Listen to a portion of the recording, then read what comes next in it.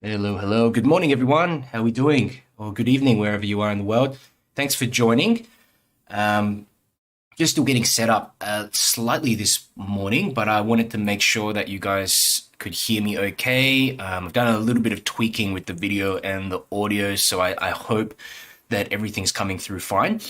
The audio should be a lot clearer today. I've applied a couple of a compressor and something else on there. So just want to make sure everyone can hear and see completely fine.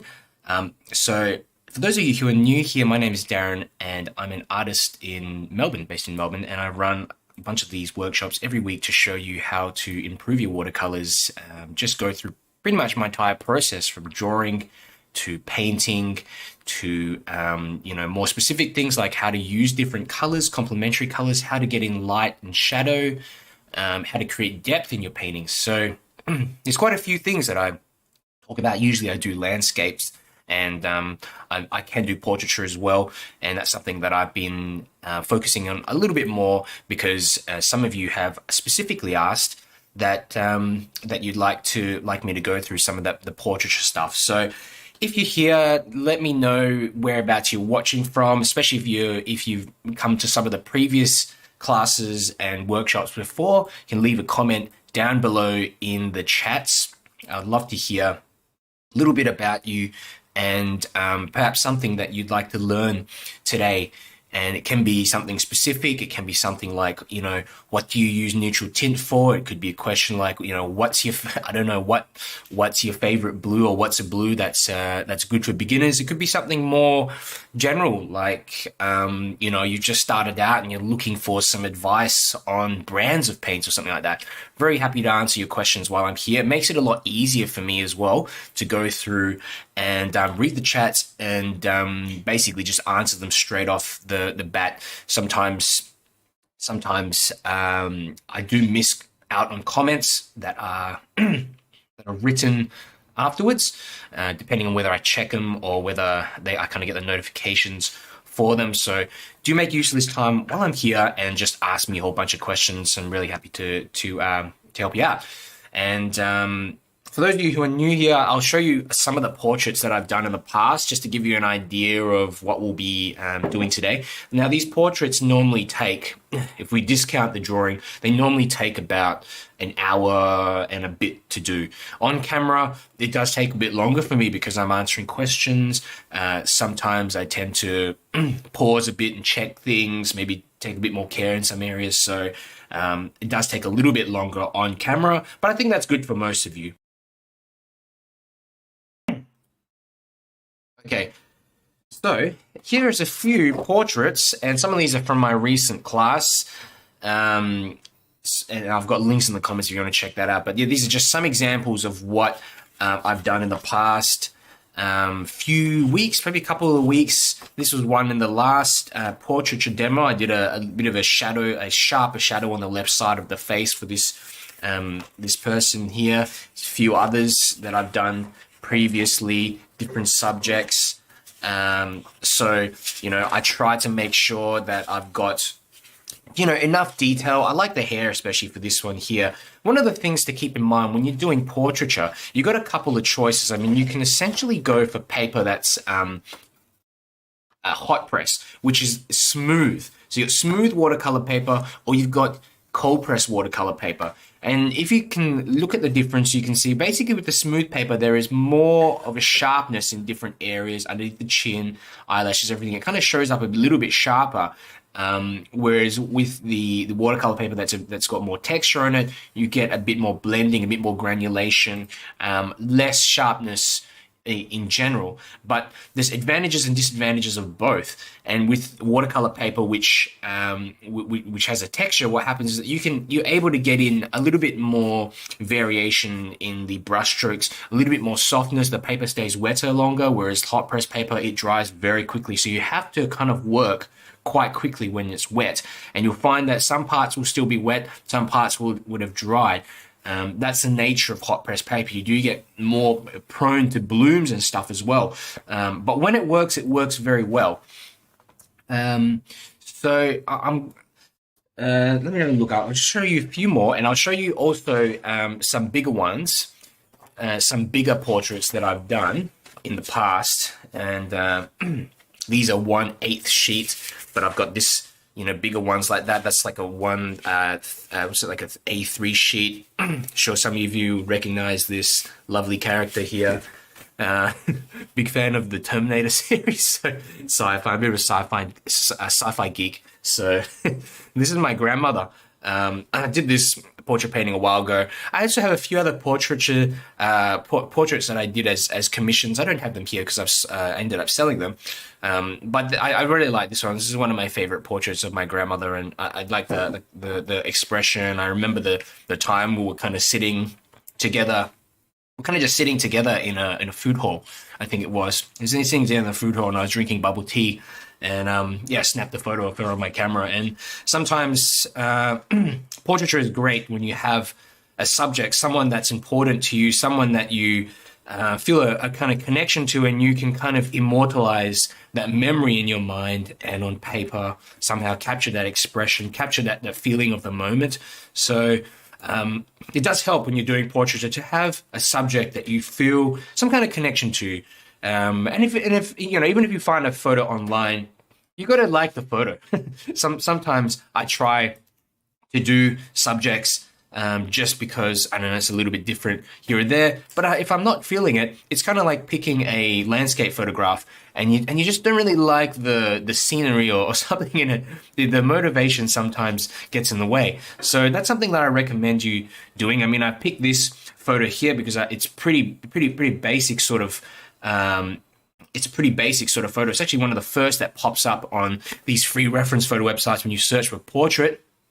I thought it's quite basic because it's a front-facing reference photo. There's some shadows on the face, a bit of darkness underneath the chin, bit of light on the hair, and some darkness in there. So it allows us to practice a few different techniques. And you know, I think the last one that I did was maybe a bit tricky for some of you guys, with the head was rotated a bit to the side, and there was a bit going on with the hands and stuff. So this is a bit more straightforward and probably something more suitable for beginners, especially if you're starting out doing portrait painting and you maybe got a photograph of someone that you want to do. Normally a photo like this is very simple to snap. Sneak up on you know, on your friend or whoever and just ask them to snap a photo. So a few more here, a few more ones that I've done in the past, and I'm going to have a look in the comments just to see what is going on. Thank you, Shanolan, for joining. Shanolan's watching from Colorado.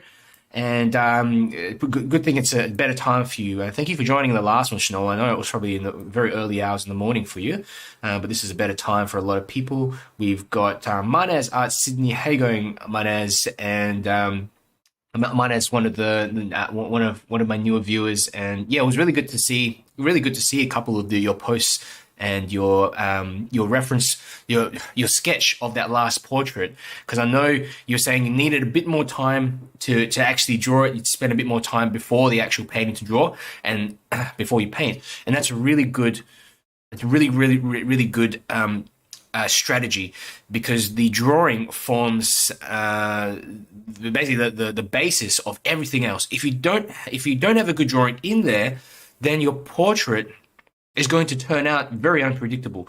You're gonna be struggling with proportions and estimating things, while at the same time trying to mix colors, trying to get shadows and stuff like that in, and you don't want to be doing that while you're in the middle of painting. So you know, get that reference picture in beforehand and make sure that there is enough detail in there first. Let's move some of this away. I do have a few of these other landscape ones that I've done in some previous workshops. Some of you guys who haven't seen some of my previous workshops, you can go check them out as well. A few of these landscapes, they're a bit looser. Mostly these are like of Venice and different scenes. So it just gives you an indication of some of the work that I've done in the past. I like to get in a combination of like loose and sharp details. And I do that with buildings. I do that even with portraiture, where the hair might be a bit looser in some areas and a bit more wet and wet activity, especially in the background. I'll put in some wet and wet backgrounds. but will have sharpness in the eyes, sharpness in the eyebrows. It's kind of like here, having that opposition, that combination of sharp and loose areas really does help to create a more interesting painting. And in my opinion, it's a stylistic choice, of course. Okay. It looks like everyone can hear me okay. Yvette Paul's here as well. Watching tennis on TV in Melbourne. Looks like a lovely city, good to paint. Yeah, it's I'm hoping to go out a little bit later today to the botanical gardens actually. So yeah, I know that Yvette is a big fan of the tennis. I haven't been watching it so often lately actually, but yeah, I'll probably catch up with you later, Yvette, and find out who's doing well these days. Pamela Meredith, how you going, Pamela? Don Johnson here again. Great to see you again, Don. Always regular with your painting. Don's from Little Rock. Looking forward to another portrait session. Great, and this one's going to be, I think, a little bit more straightforward. It's a front-facing portrait, and I can talk a bit more about. I don't know. It really depends on what you guys want to see. Yeah, so if you feel like during the demo, the workshop, you want me to discuss something with a bit more detail, I might have missed out bits and pieces, certainly just leave in the comments, let me know, because I don't know, sometimes I go through some parts too quickly, and because for me, I feel maybe it's not something I need to talk about in too much detail, but actually you guys might need a bit more explanation there, so just certainly just reach out. We got here, we've got Shanola says, what colors do you like to use most of the times on skin tone So I use 90% of the time I use two colors. I use this one here, this is yellow ochre, and this one here in the corner, which is cerulean red. Or you know, if you got scarlet red, or like a rose sort of color, like a pinkish sort of red as well, that works quite fine. Depends. Some people have more of a kind of a pinkish undertone to their skin, and but I do find that even if you have like a permanent red or something and you dilute that down enough, it takes on a pinkish hue with a bit more dilution. Do have some of these other colors. This here is buff titanium, which is like an off-white color, and that really helps to introduce a little creaminess into the skin, so that it's not, you know, it's not it kind of gets rid of the white of the paper a little bit. And what else do I use? I think that's about it. I've got a little bit of yellow. What's this called? Losing my mind. This is Hansa Yellow Medium, and this is a more vibrant yellow. And I find sometimes, you know, when you're doing, especially, here's an example I'll show you with one of the previous portraits that I've done. You got like a light source, a strong light source, and a strong sort of bright light source coming in. Where is that portrait? I can't find it. Something like this, strong light source coming in from the right, and I need a bit more vibrancy to indicate that like warm light source. I'll use a bit of this more vibrant yellow for that area. So it certainly just depends, but very rarely actually. I mean, it's not so common. If you got a bit of yellow ochre, you got a bit of red, whether it be like a rose colored sort of red, or just be like a normal red color, permanent red or something like that, completely fine. How you doing, Ellen? Ellen from Maui. Ellen's one of my patrons, and there's a few here. Don as well is one of my patrons. Neil Moorhead, good to see you again, Neil, from last week. Good morning from the Lockyer Valley in Queensland. Fantastic. And we've got Mane says, yes, this is ready this time with my sketch. That's good. Yeah, spend a bit of time on the sketch. I usually spend about maybe half an hour sometimes sketching, making sure that it looks right. I thought I lost my painting, but yeah, I try to make sure that I have that sketch in proper. We've got a few people on Facebook as well. We've got looks like today we've got nearly 80 people. We've got close to 80 people watching. Fantastic. We've got 𝗘𝗙𝗙𝗦𝗦𝗘𝗦. We've got Rosa Goldberry from California, I think that is. CA. Got Deborah Craft. Video keeps freezing up. Okay. I think sometimes there are some on Facebook. It can be slightly laggy at times. What you can do is I do have a YouTube channel as well. You can go and watch it on YouTube. Apparently that is a little bit smoother, so you can try there, or you can hang on for a little bit. It tends to improve over time. Helen Leung here. How you going, Helen, from Toronto, Canada? And I was talking to Helen a bit about my last portraiture class before, doing another portraiture, recording a whole bunch of other portrait videos later for a second one.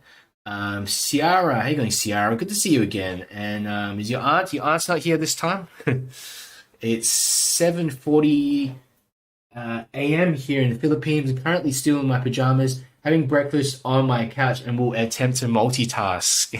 You're probably better at multitasking than me, Sierra. I'm improving. I'm improving, but as some of you would know, I tend to get distracted. I can, like, when I'm starting to paint and talking at the same time, it can be tricky, but I make do. Got quite a few viewers here. We've got Pew Yin, 6:40 a.m. from Thailand. Good to see. We've got Miruna Leonte. How you going? We've also got Jeannie Shul or Shu. We've also got Gayan Pandit in India. Very early in the morning, 5 a.m. Wow, super early. Thank you for coming along. Really appreciate it. We've also got Lucia Lupu, also a regular viewer and quite a prolific painter, if I must say. Lucia, you're always doing a new painting every day when I check up on you on the community. Tommy, we've got Tommy here as well. We've got quite a few people. Linda, we've got from New York, Liverpool, New York. We've got Barbara, we've got Carol, we've got Suzanne. Thank you all for coming along, and I'm going to go ahead and get started, and we'll talk a little bit about materials that I'm using so that you kind of have an idea of what to start off with. So I've got a bunch of these mop brushes, these watercolor mop brushes that I've been using fairly recently, actually. These three brushes here, and as you can see, they allow me to get in details because of the point. There's a sharper sort of point. So when you're talking about things like, let me just zoom in a little bit, focus that camera. So when you're doing things like, what you call them, eyelashes and stuff, you can really get in and get in each individual lash. However, I do use another synthetic brush here. It's a number 4 round brush, which has even a smaller tip, if you see. And these tips allow you to get in these little details like the eyelashes, little bits of the nostril, these areas of the lips and stuff like that, little strands of hair. Yeah, I try to put in an earring as well. So little brushes are really important, but these bigger ones, they also can be used for detailing. But more importantly, they allow you to get in the areas of flesh tones like the face, bits underneath here, bits of the hair, the background. This large one is fantastic for background, picks up a lot of water, and it just has a nice smooth wash when you use them. So these are the main kind of brushes that I use. Now, if you don't have any of these mop brushes, alternatively, you can use larger round brushes, such as like this one or this one. Now, they tend to pick up less water, so you got to be like really kind of drench that brush before you go in. You also have these brushes here, which are kind of like flat brushes. I actually used to use flat brushes a lot for portraiture, and they're pretty good. You notice a lot of oil painters, they tend to use flat brushes for a lot of their portraiture, and people think that they're funny shape, but actually you can get, if you see the corner of the flat brush, there's a little sharpness there, a bit of sharpness, and that sharpness can be used. You sort of turn that brush and you can tap it using that edge, and it functions almost a little bit like a point, like a round brush tip. So I find flat brushes very versatile. These days I'm trying just using these ones. No particular reason, just something I want to try something different. And here is a little brush called a filbert brush. Filbert brushes are basically a brush that are used for blending. And so you can see how they form a kind of point, but the point is a soft point. It's a kind of, I don't know what they've done to it. It's almost as if they've thinned out the hair, in some of it. But it allows you to kind of scrub. It reminds me a little bit, it looks a little bit like a cross between a round brush and a flat brush. but it's fantastic for scrubbing and allows you to just scrub areas and lift off.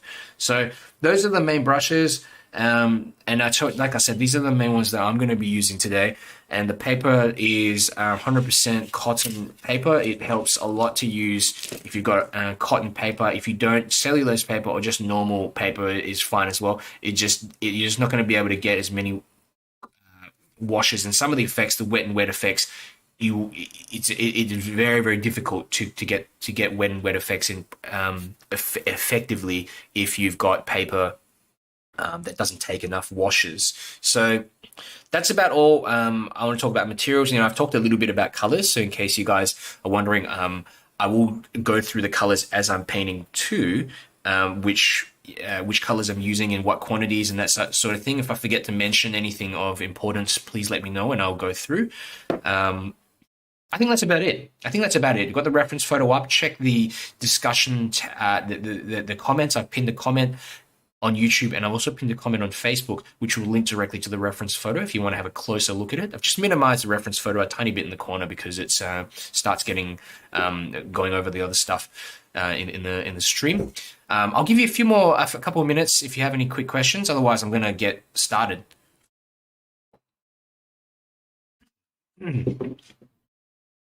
Okay. Pamela Boyd says, I'm in the UK. It's quite late in the day. For me, is it possible to watch this at a later date and time? Yes, it is, Pamela. This video is available after it's going to be recorded, so certainly feel free to watch it after. But thank you for those of you who are watching live with me.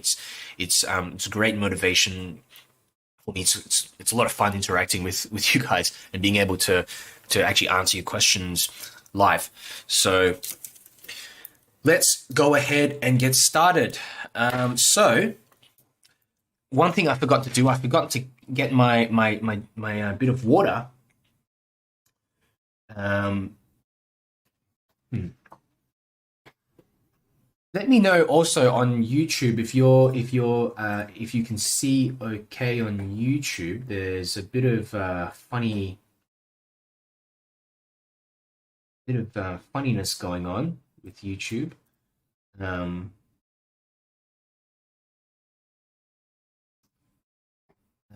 Can you guys hear me okay on Facebook?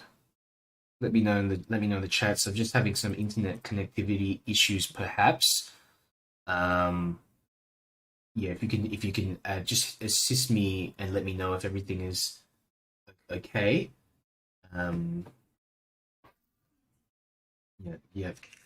But what I'll do, I'll just open up the YouTube on again. I'll just quickly switch it because I'm worried that some of you guys are not able to hear me.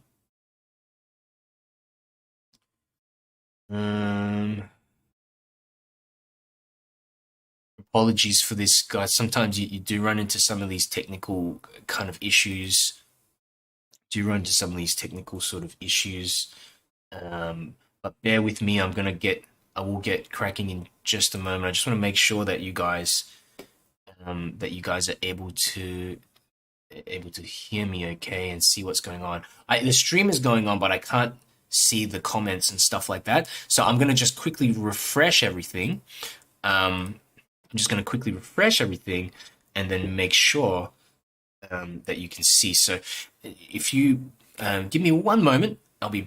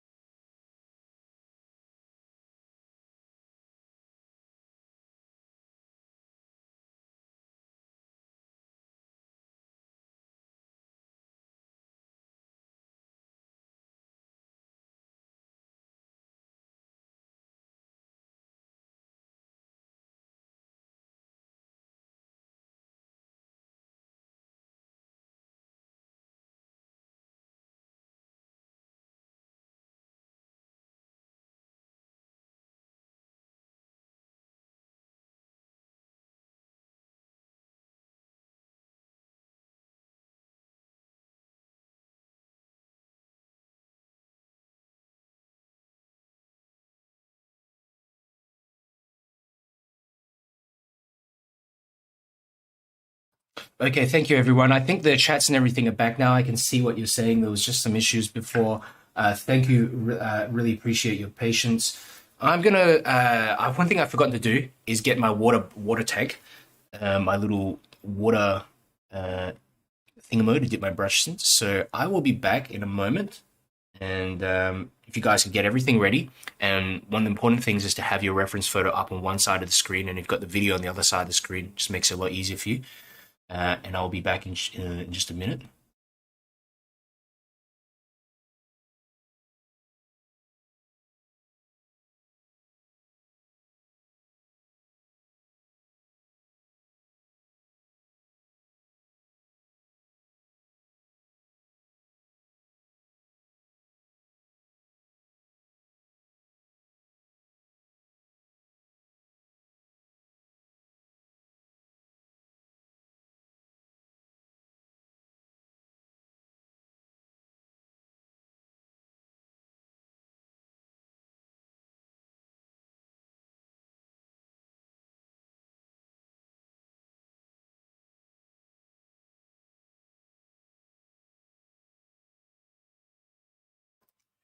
Rightos. And let's go ahead and get started. So again, like I said, I'm going to be using a brush that's large enough to go into the face and get in enough paint into the face. Allow me to cut around the details as well. So I think this brush is pretty good. You might want to even use a larger brush that's kind of pushing it. Something like this, depending on the paper that you're using, the size of the paper. People often ask me, what size brush are you using, this and that? And that's a perfectly good question. And the answer to that is it depends. It depends on the size of the paper. If I'm painting on a really large bit of paper, this isn't going to be any use for this, because I'm not going to be able to get in a large wash here. I've got to keep going back and picking up more paint. So you can do it, but it's a little bit tricky. You find that it just slows things down a lot. So on larger bits of paper, you want to use a large brush. Smaller bits, you want to use a small brush. But you want to use the largest brush that you can that allows you to get in detail at the same time. So that's my advice for that. So mixing a bit of this into the water. Just get a bit of blue paint on here. A bit of blue paint on the brush. I'm terrible at keeping my brushes, keeping my brushes nice and clean. I never wash them. I barely ever wash them. So what I'm using here, I'm picking up a bit of Cerulean Scarlet, basically red, mixed with a teeny bit of yellow. And if we have a look at the reference picture, let's have a look at let's take a little look at her a bit more. Skin complexion is, yeah, she's certainly got a lot of like pinkish sort of tones in there, but also with the reflected light on her face, it's kind of warm. There's a bit of yellowy warmth in there, but it's not so apparent. There's certainly, to me, it looks like she's got there's more pinkish sort of hues in the skin. So for this, what I'm going to be doing is I'm going to be using a little bit more of a pink bias or a red bias in here. Okay, so bit of this paint. And remember, with this wash, we want to be really, really light with the colors. So when I say light, I mean you basically just want to mix in maybe 20% paint. 20% paint. Most of it's water. Okay, most of it's just water. So I kind of mix these two together until I get to a point where I'm like, this is decent. And also I want to get in enough paint because we're going to need to go over this, see underneath her neck area here as well. It's a lot of kind of pinkish and skin areas that we have to get in. So the bit of paint that I'm mixing up here, it has to last. It has to last all of that, for this whole area. Oops, a bit of orange there accidentally.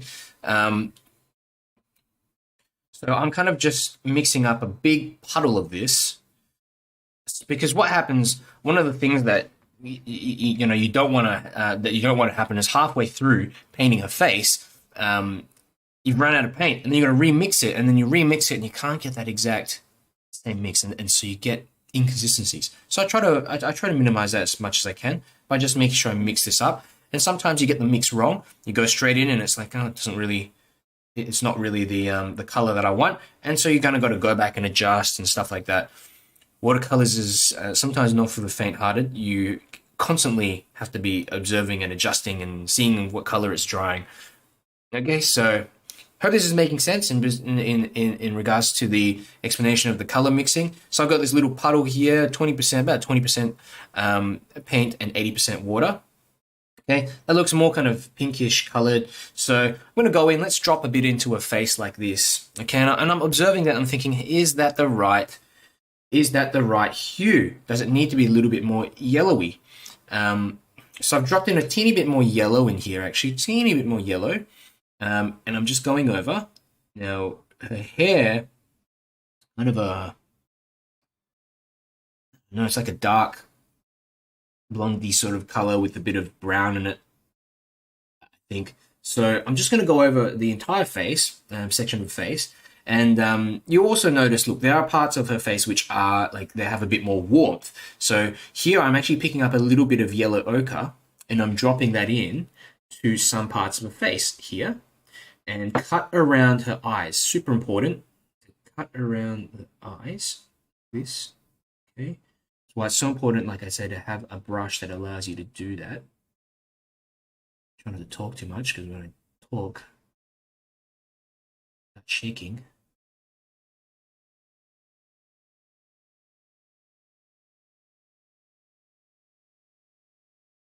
Often,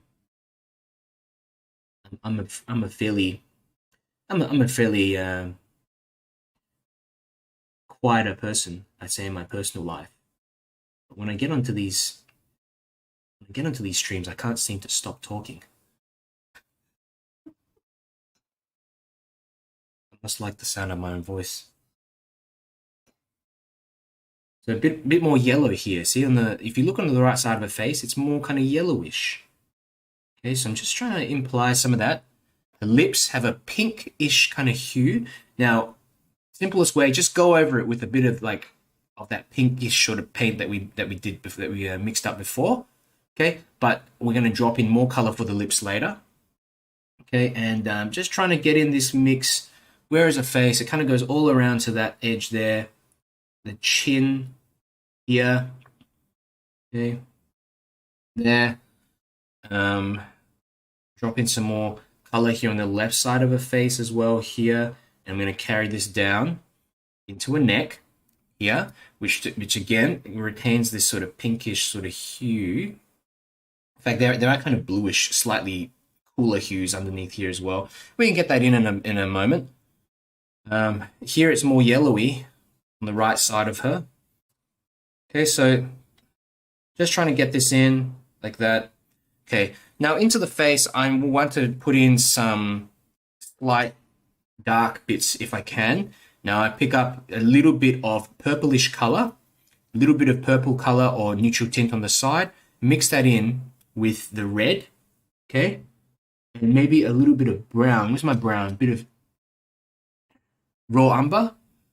It's more so like bluish. We're trying to get some more blue, a bit more of a blue in there, a bit of ultramarine, okay?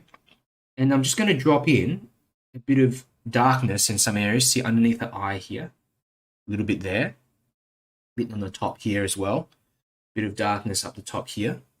Where else have I got it? We've got a bit underneath this eye, a little bit of darkness underneath that eye. Really, almost like on the left side of the face, there's a soft sort of dark shadow running across the left side of her face. A bit of her left ear is showing though. Okay, that there. A bit of darkness on the left side like this. Even near her nose, there is a bit of soft darkness in some areas, like here. Okay, so I just, it's not like I want to get all the shadows in, but I want to get some of them in while the paint is still wet, hopefully. Okay,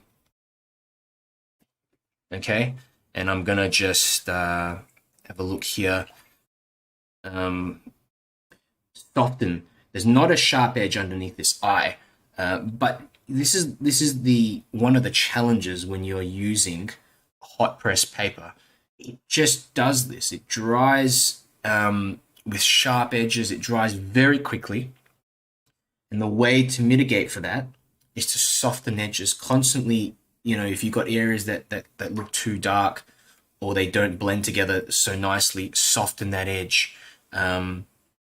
Hot press paper is very tricky to work on. It's a completely different thing. A lot of artists actually avoid it. A lot of watercolor artists avoid it. I started using it as an experiment and to try to get a bit more, just a different variety of painting, or different, you know, something different to try. And now I've seemed to have adopted it okay. But there was a time where I hated it. I really hated it. And a lot of it's just coming to terms with the fact that you cannot control a lot of, you can control bits and pieces, but you cannot control a lot of what goes on in these softer kind of washes. You're dropping some paint in there, and at time you're just kind of hoping for the best. But the control that you get is softening areas. And remember, we're not really detailing. We're only putting in some slightly darker bits in here, but we're not detailing. Okay, the detailing will come later. But having a combination of soft areas, soft bits of skin transitions and shadows and stuff like that, along with sharper transitions later, looks great. So I'm going to go in underneath the neck as well. Here, let's drop in a little bit of darkness in here. Okay, it's not to, you know, the jawline. It sort of, yeah, it does sort of draw out the jawline very, very slightly, but for the most part, it's just to create a softer shadow underneath here. The light source is kind of coming from the top right-hand corner. So you can see her right side of her face is illuminated. You see a slight shadow to the left side of her nose, left side of her facial features, that kind of thing there. And similarly on this side of her, on this side of her neck. And her hair, she's got all this hair coming up that sort of also casts this softer sort of shadow there. So don't be afraid to drop in a bit of that paint. Remember, people get really hung up on this moment. They're like, it's you know, it's too messy, this and that. We're not trying to get in details. We're just trying to get in. We're just really trying to get in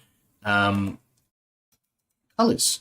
The first wash, the first softer kind of wash. This is some yellow ochre I'm now using for her hair. It's kind of like I said, it's kind of difficult to tell exactly what color her hair is. I think it's like a darker blonde sort of color, maybe with a bit of, maybe with a teeny bit of like orangey sort of color tinge to it. So, you know, it doesn't matter. Well, it does, but it just depends on what you decide on. So I'm using this little round brush, okay, which I probably shouldn't be doing. I'm going to switch back to this other brush here, larger brush, and I'm going to try to merge her hair a little bit onto her face. And why am I doing this? You might be wondering, why am I doing this? Well, we don't want to create too many sharp edges in the painting. So it's kind of having a harmony between, you know, her hair and the other parts of her face, especially on her forehead here. You see there's actually a lot of softness in her forehead. You see like kind of softer hairs in there, and I'll show you a little technique in a moment to get in some of those hairs. But look, I'm just going around, and this is just a bit of yellow ochre. You know, I might mix in let's put in a bit of neutral tint. You'll notice actually under here it's darker. There's a bit of darkness underneath this little bit of section of her hair there, and it actually comes all the way across underneath, almost near to her face. This, okay, carry that down. And this in a way creates a little contrast, slight contrast on her face around the facial details, shapes her jawline a little bit here. Notice in here as well, it's quite dark. Put in a bit of darkness here. Before you put your paintbrush on the page, always think, what am I trying to achieve? Never go into an area without thinking what you're doing with it. You're sort of hoping for the best. I was very haphazard initially with my painting when I started out doing watercolors, and you can do that. You can get away with it when you're playing around with oils and acrylics, because you can easily go over the top of previous layers. But in watercolors, you can't approach it with that sort of haphazard attitude. You have to really approach it with the mindset almost of a chess player at times. It's funny to say that, but to compare the two, but you almost always have to pre-plan ahead for so many things that you don't have to do, I think, with other mediums. Because in watercolors, you kind of only got one chance. You only got one chance to put in this hair color and make sure that it's light enough, because if you go in too dark, you can't lighten that anymore. So here we go, more of this yellowy darkness here, a bit of neutral tint mixing with the yellow it's kind of creating just a darker sort of color. Because if you look at the left side of her hair, it's darker, a lot darker than, of course, the right side, because that's kind of like shadow. Bit more yellow in here, just get the boundary of the hair better, like this. Look, it's not perfect, guys, but the boundaries and stuff, but it's decent. Yeah, close enough. Okay, there we go. And a bit of it may merge onto the neck here, but again, any detail that we're able to get in for this part, it's just a bonus, because really we're just trying to get in. We're just trying to get in colors in here, all this wet and wet, allowing it to merge together, and it saves so much time when you paint like this, which may not be of importance to some of you. You might have like a lot of time, or you might not. Some people love to sit and paint for long periods of time. I'm not one of those people. I like to finish my paintings in one sitting, and I like them to have a kind of a freshness to them.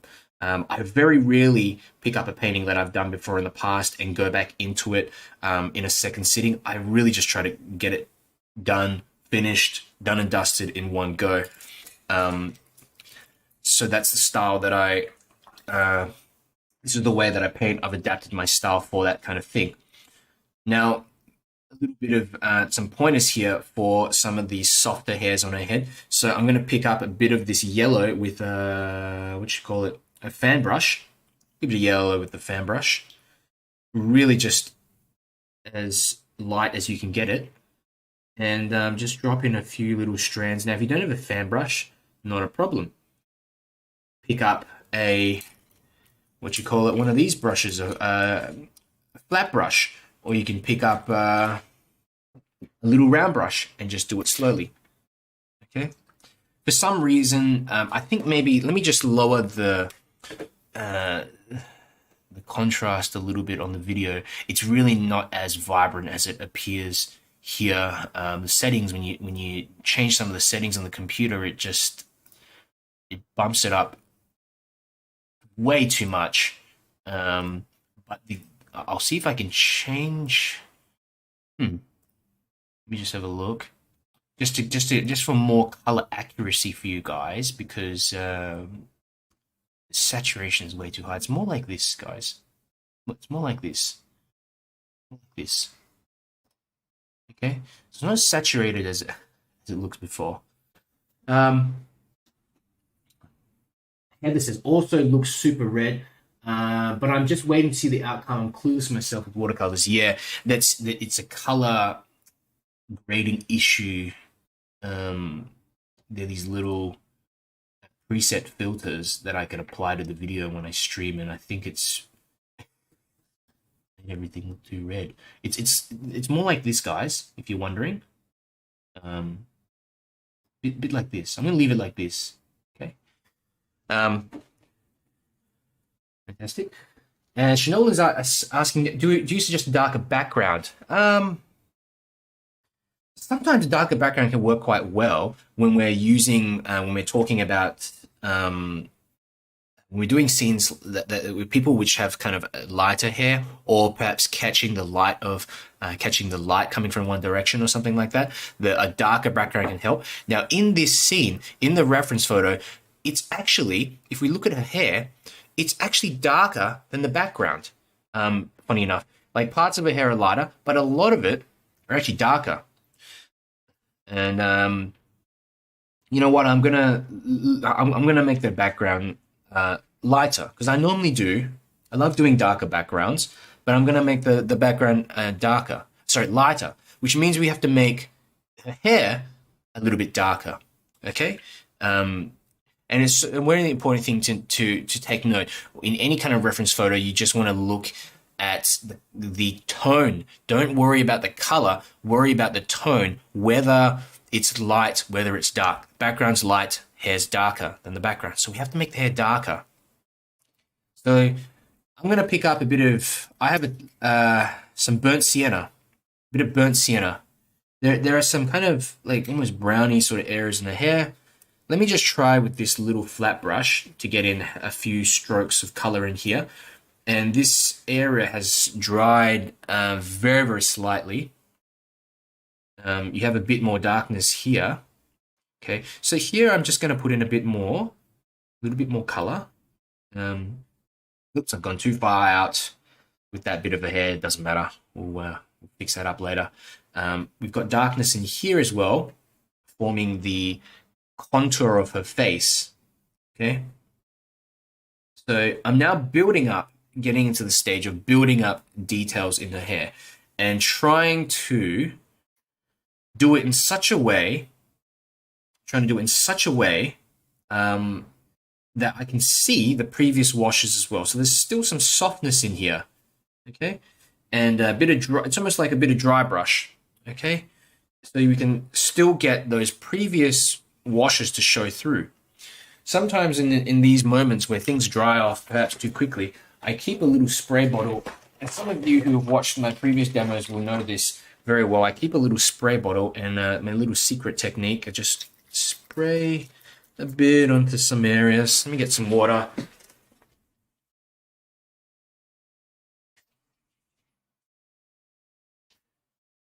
You know anything about this spray bottle?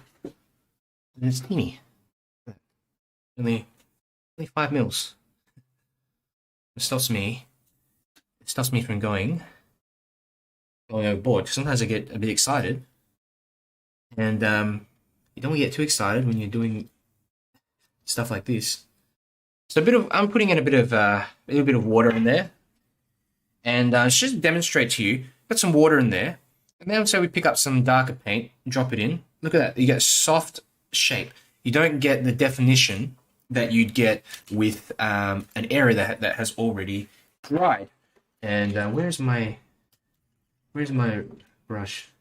Lost my brush here. Flat brush. So this will be a bit softer here. Okay, a little bit softer. But as we go up here, you notice it is sharper. Why? Because this part of the painting has already dried. Okay, and I'm drying the paintbrush off, and then I'm going to go I try to get in like something like this. Some strands of her hair, very, very lightly. And that will indicate like the kind of clumps of her hair. Even here, you notice there's these little, it's hard to do, but there's like these little sort of strands of hair that pop up. They kind of like go up here, and I just mangle this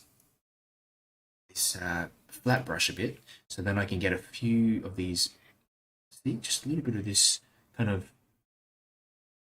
texture in the hair, and it indicates one darkness, and it indicates kind of some strands on her hair like this.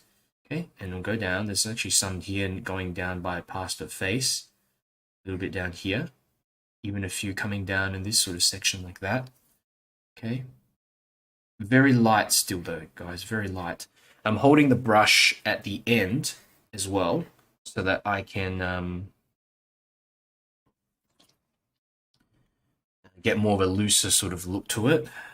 You'll notice over on this side as well, same thing. You get like these little bits of a hair that pop up like this, there, and then it starts coming down in this direction like that.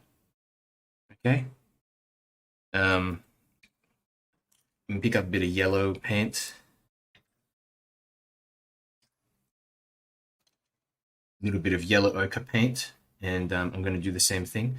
And here's where I'm going to feather a bit of this into her forehead and use this to kind of soften, because actually there's a, you can see some of her hairs come out from the forehead here, softer, and little ones or whatever here, there.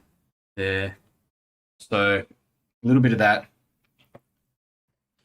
More darkness now. I'm going to be a bit braver, and let's put in a few darker sort of strands in bits and sort of places here, like this. Okay, a bit there, and here near the side of her face as well, maybe like here. Going into the bottom here, a bit more darkness, perhaps on that right hand side. So I'm just looking at the dark, the bits of potential darkness in the reference, and I'm trying to just, rather than paint the hair, trying to paint the light by leaving out, by subtracting out, taking out the dark bits like that. Okay, this here is you can see it shapes her jaw a little bit, the hair. Again, I just want to get a bit more texture, a bit more sort of thingos for her hair there, a bit and more here as well. I may have gone actually slightly too dark for some areas of the hair, but you know what? Doesn't matter. Continue on anyhow. I will probably use a bit more brown instead of. I've gone a bit overboard with some of that neutral tint, but I hope perhaps it will dry. It will dry a bit more forgivingly, lighter if give it some time. Okay, now we got almost like a very dark color here for the left side of her hair that kind of goes around her ear, like this. And her jawline, if you look here, let's get that in.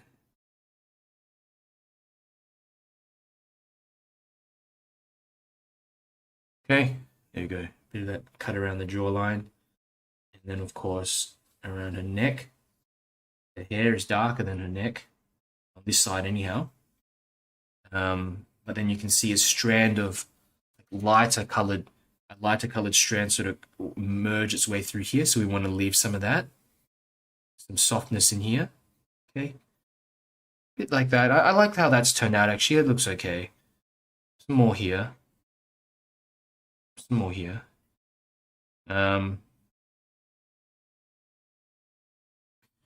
Few strands here, like that, getting a bit of that darkness in some points there. Indicate a bit more of this. I want to indicate a bit more of this bit of hair that kind of comes over to that right hand side.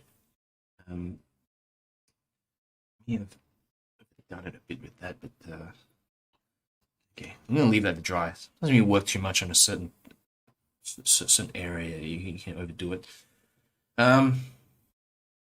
Okay. What to do now? Let's get into the details of her face. Let's put in some color. Firstly, around her eyes. I'm going to pick up a little bit of red. Tiny bit of red, and there's actually some neutral tint mixed here a little bit, so it's kind of like a darker red. Okay, new little round brush, and just detail a little bit around the eyes, bottom and the top of her eye, like that. Same thing for this other one. You notice actually there's a it's very soft sort of edges in the face, very soft edges. Even on here, there's like a bit of darkness underneath the eye. You just see it, just a very slight bit of darkness under here. Yeah, but it's the edge is just so. That's why portraiture is tricky, because I think it's probably the hardest subject to do in watercolor, because the most minute differences make such a big impact. Getting eyes now, they look kind of like a, yeah, like a dark blue color.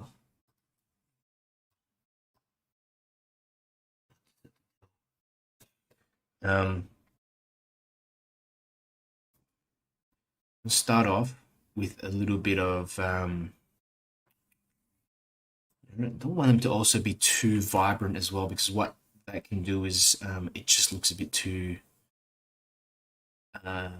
overpowering. Too overpowering. So I'm going to go in usually with a very light wash of whatever color I want to make for her eyes. Okay, that base color, a little bit like that.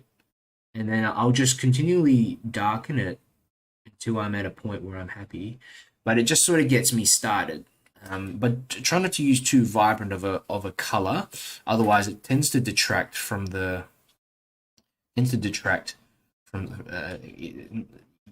rest of the portrait. Some people also like to do a thing called a focus eye. A focus eye basically means like one of the eyes is more detailed or darker than the other eye. So, for example, this one here then might be like more detailed or something like that, and the other one may not be. And it's just a technique, stylistic sort of choice. A bit more color in this one. Another thing I like to do is to drop in a little bit of darkness in the eye while it's still, what you call it, with there's still a bit of wetness in there. So what I'll do though is I'm going to just leave that area for eyes to dry. As you can see, I've implied a bit of lighter area on the right side of her eyes and then a bit more darkness on the left. Again, to imply this light source that's coming through. Okay, I'm going to get in a bit of her eyebrows, a few of the eyebrows. They're kind of, again, this sort of same color, sort of almost like the same color as her hair, but just a little bit darker. Feather off a bit of this. I've lost, where is it? The eyebrows, the drawing of the eyebrows, I kind of like lost where they start. About here. And if you go lighter, then you won't be worried if it's in the wrong spot, because you can always replace things. There we go, a few here, just like that. Let's go on the left-hand side. I should have gone darker with the eyebrows, guys, in the pencil sketch, because this is what I'm talking about. When you have a good sketch in place, you're then not thinking at the time of your painting, where's that feature? Because it's already hard enough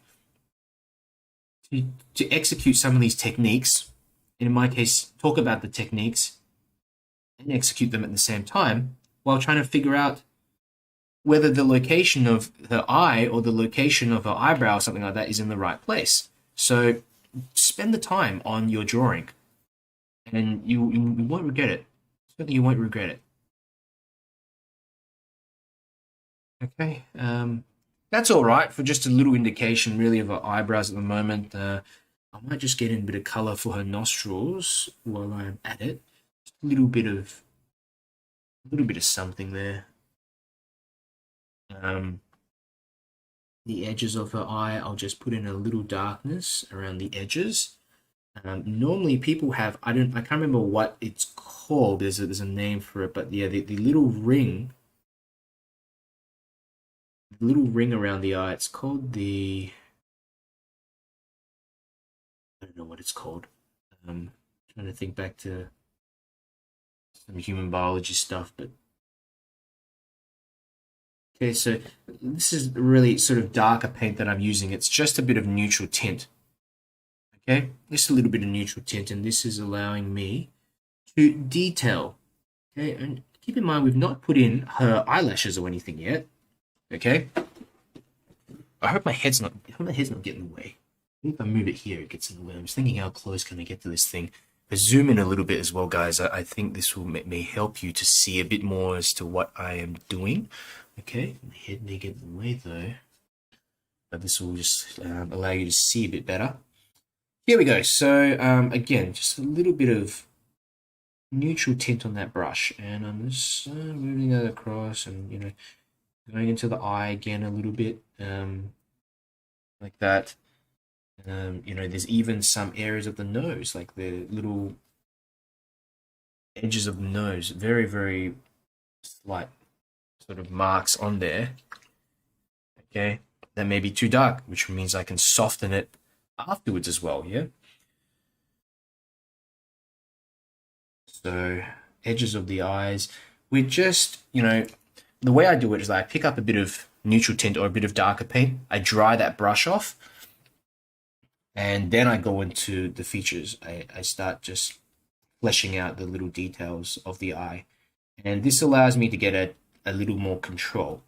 Because if I actually go straight in there and disregard the wetness of the brush, we're going to end up with a big mess.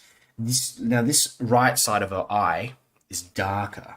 Why is it darker? Because the shadow formed by her hair is kind of like covering part of that eye.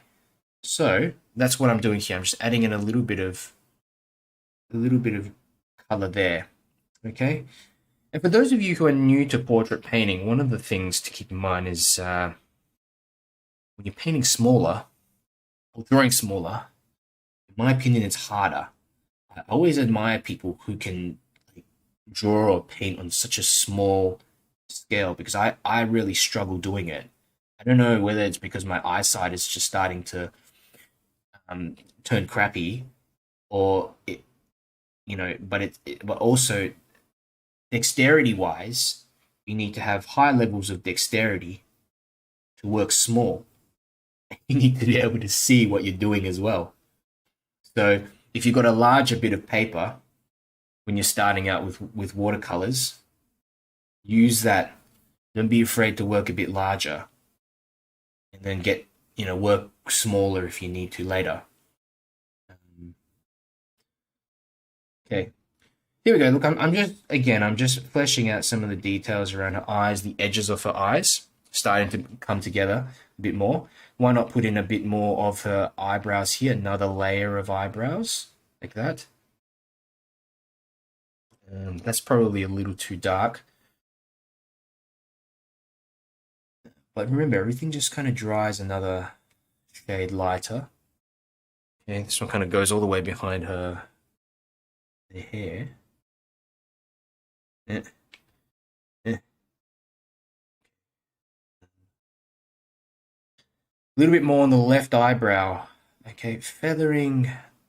I'm drawing like each hair, basically drawing each hair on our eyebrow until kind of looks bushy enough to imply the eyebrow. It kind of goes, if you look at an eyebrow, it kind of goes to a curve, it curves to the left, and it comes to a point here. So we don't want to make it too bushy at the ends. You kind of just thin it out a bit until it gets, once it gets to the end. I mean, this kind of looks okay to me already. I don't want to really do much else here. Fantastic. So now, let's have a look at the chats.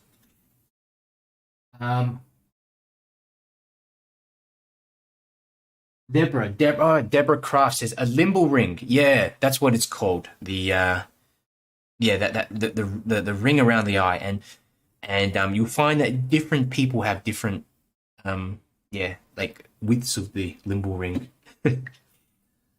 So it's just depends on your genetics, I suppose. My darken eyes more, the too light. The reference a little bit more in there, like that.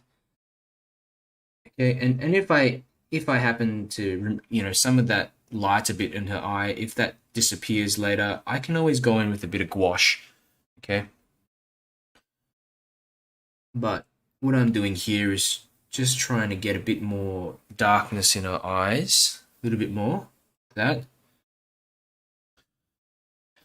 Okay, for the lips, we need to put a bit of red in there, just basically a bit of pink, So I'm going to go in and just drop some in. like this. And let's have a look at the shape of the lips. Now, people often think that, now, obviously, if someone's wearing lipstick, you're going to have a sharper edge to the lips because lipstick is normally a darker color, and that darker color is going to form more of a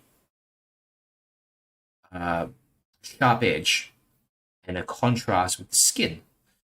For someone who has a darker complexion, if they're wearing lighter lipstick, that also forms a sharper edge. But if we look at her lips at the moment, I don't think she's wearing any lipstick or anything like that. So naturally, the lips have like a soft edge to them, like a pretty soft edge. And the way that you imply that, firstly, is to do what I'm doing. I'm just kind of drawing out the basic shape of the lips, right? Just making sure I got enough color in here first.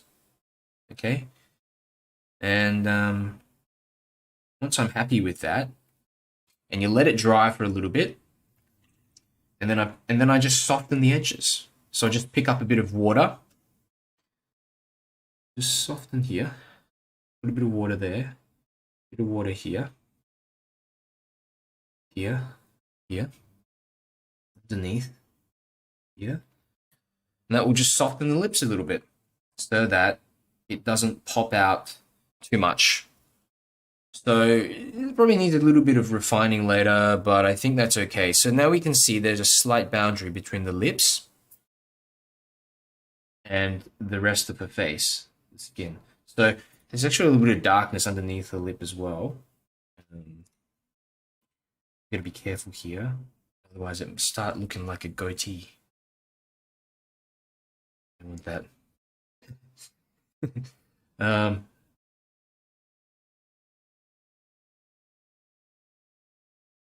Bit of color here for the right side of a nose. You look at the right side of a nose, there's a little shadow, kind of like where her smile lines are, that kind of goes up to her nose here, and then you see a very, very slight line that just comes down like that.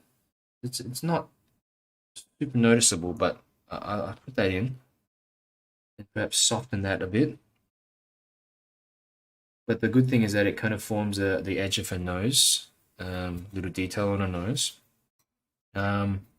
Let's do some eyelashes, yeah? Let's try the eyelashes. I'm going to pick up just a black, which is a neutral tint, and pretty dark, and with enough water in there to carry yourself through this. And the consistency is it's almost like a creamy consistency. So when you apply this black onto the page, it is going to it's basically going to be the darkest color. Okay, so we'll look here and just go to kind of eyeliner or whatever, and then move towards the right. And I don't know, like it's pretty dark back there actually, but I'll just put in, you kind of go down and up like that. You get in these little indications of eyelashes. Okay, it's not so obvious actually on her, especially because it's in the darkness here. But as you can see, I'm just putting on like a little row of eyelashes there.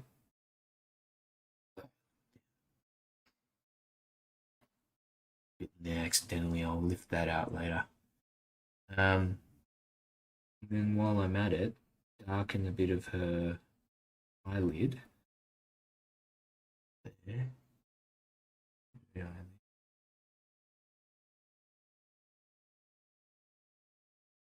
Okay. The bottom parts of the eyelid, you get these little hairs that sort of like come downwards like this.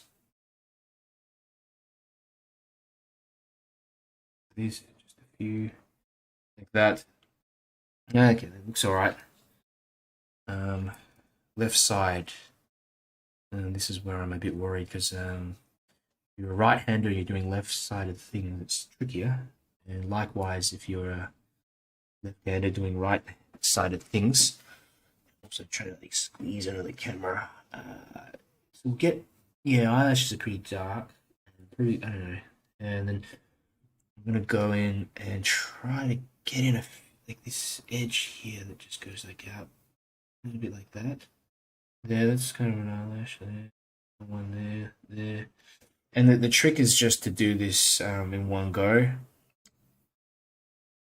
Eyelashes are notoriously tricky. Notoriously tricky. And I'd rather get in something like this with a few of them that look a bit sharper and okay, and to slave away at each individual one, and then have just kind of overworked feeling in there. So I don't mind that. That's okay. Actually, another one maybe coming off on the edge like this. Connect that up like that. Underneath her eye again, you have this little area of light. So if you look underneath her eye, there's actually a lighter bit of the bottom part of the eye, and then the hairs then come out from just underneath that point. People, you often see sometimes people put the hairs like just right underneath the eyeball. That's a bit too close to the eye. They actually come out a little bit further. And then what I'll do later is I may go under here with a bit of gouache just to lighten that bit underneath the eye. Done that too dark. Okay, so there we go. That's something. And then of course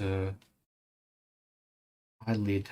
Just add in a little bit more detail for our eyelid. Just feather in some more color like this. All right, so it's coming together okay. One thing I'll do is add in a little bit of pink into the sclera, the whites of her eye, a little bit, because eyes are actually not 100% white, especially in the reference photo. They're not. They're actually a little bit reddish, a little bit kind of pink in the corner. So a little bit of that. Just place that in there. And be so careful with this. Use only a little bit of paint, and then dry off that brush when you do this. When you're working on fine details like this, it's so easy to put too much water in, and then all of a sudden you've stuffed it and you're panicking. So if you work with a dry brush with a minimal amount of paint for these sort of trickier sections, if you make if you misstep, you will be able to correct better. Okay, getting there.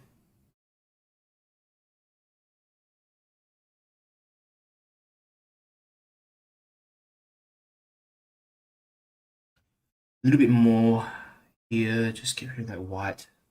Yeah. Alrighty, I think that looks okay for now. Look at our eyes again. Are they dark enough? I don't know. Another layer of a cool color. It's not even like a 100% blue, but the layer of like the different colors in here, just a slight darkness will help slowly get it to the tone and the color that I want. I don't want to, like I said, I don't want to make it too vibrant. And as you can see, you can still indicate color of eyes, but it doesn't detract from everything else.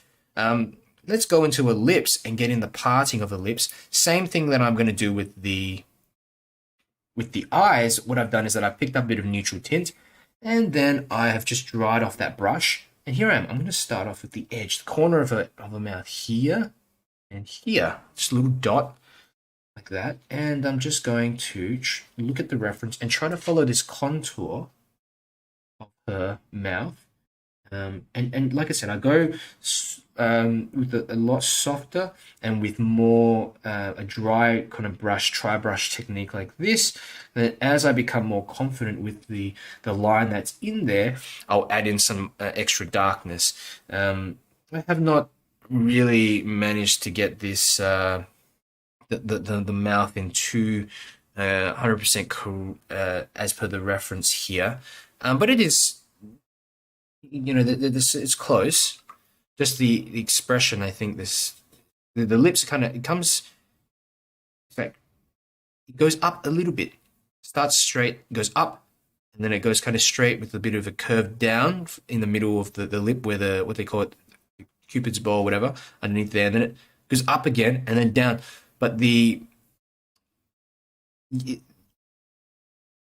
just such slight details there. In fact, here, what I meant to do is bring this down more. So it should be down a little bit further. That's why it looks a bit funny on that side. But, you know, like, not get all too pedantic over it. I can soften like this. And go back into it in a moment. Tissue.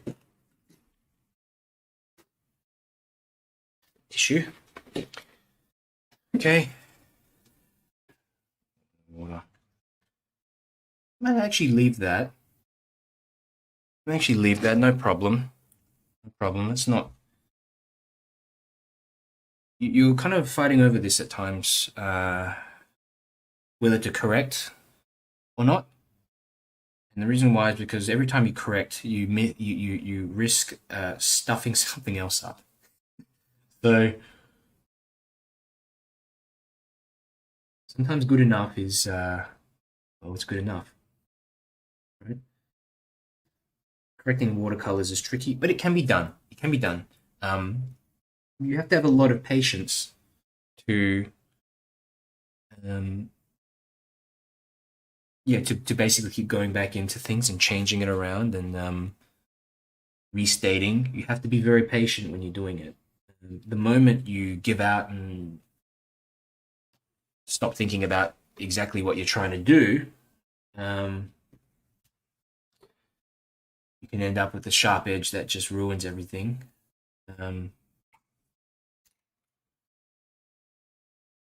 You know, it's funny to say this, but I can be somewhat of a lazy painter. And what I mean by that is that I try to find the path of least resistance, and least amount of work to obtain a final result. And I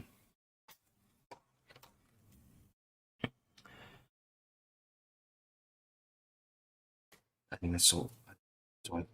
Anyway, there. Let's reshape the nostrils a little bit. So here we go. We're just, you know, just finding little bits, other elements to reshape and whatever.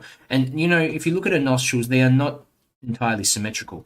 Very few people, in fact, everyone has asymmetries in the face, asymmetries in the body.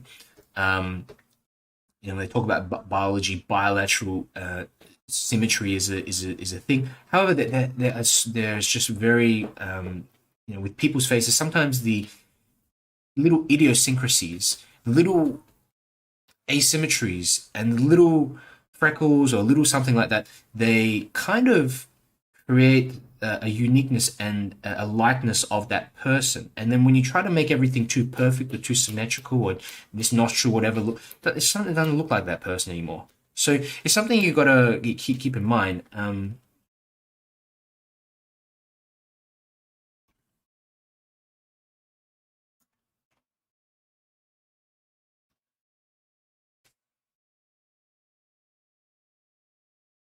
Bit of darkness here on the left side of the nose.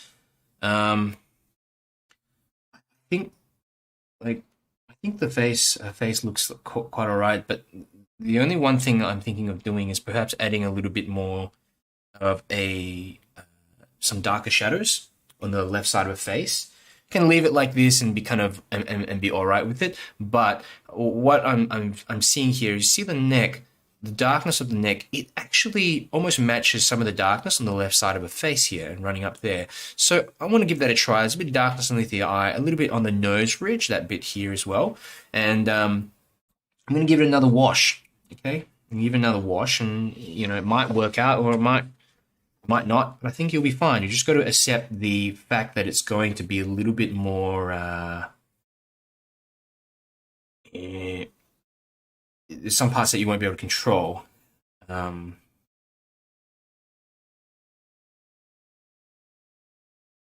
So I've got in this mixture of what have you. I may need a bigger brush. Here we got it. Want one that kind of scrubs too much. You know what? I'm just going to go into this part of the nose first, just here, and get in this kind of like a ridge, bit of this ridge here for a nose. There. A bit of darkness there near eyebrows. And then softness. We don't want that sharp edge there. So I'm adding in some water to soften this bit. Just a little bit. I've got to be so careful because with smooth watercolor paper, you can lift off paint, and I've already done it a little bit there. And it's getting a perfect blend is impossible. Well, me anyway, it's impossible to get a perfect blend. You get blotchiness and some bits and pieces here, like some granulation here or there, and I think that actually adds to the beauty of the medium. So you have to work with the intrinsic properties of the medium, and accept that it won't do everything that you want it to do, but you can get it to come close to that. You can get it to approximate that, and you can get something that looks beautiful in its own regard. Because if we just wanted to imitate the reference photo, just take a picture. Just take a picture of it.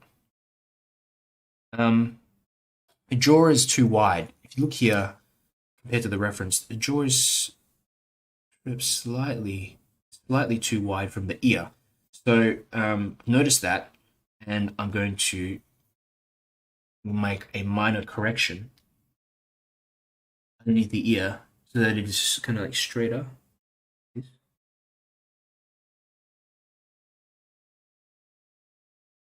that. All right. And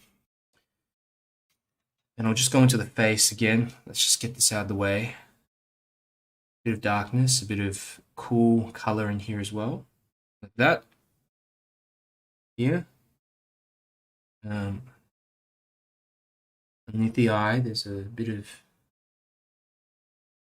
ultramarine, a little bit of ultramarine. We just cool this mix up a bit. Even some purple. A little purple. Yeah. Okay. Here, this little bit of her eye is like darker around in there.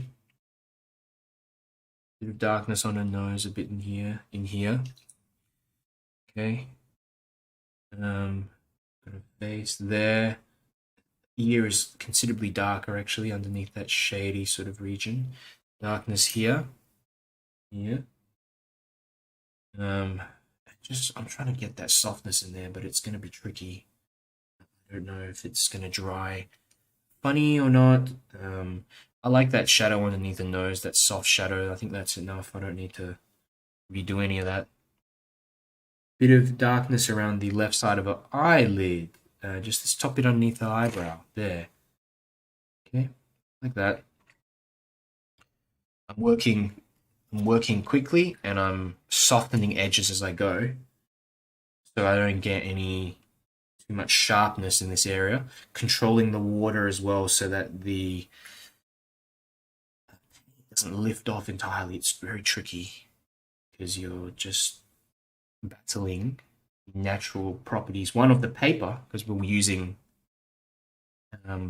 paper that is smoother, and we're battling the natural properties of the watercolors, which at times, depending on the paint you want, dries unevenly with textured areas. But don't let that deter you from continuing and trying to create something out of this, make something work from this. Okay. A bit of a nose bridge there. It actually goes in a little bit more. It's kind of like sharper in here and then comes out a bit. Too much paint, but something like that, perhaps. Okay.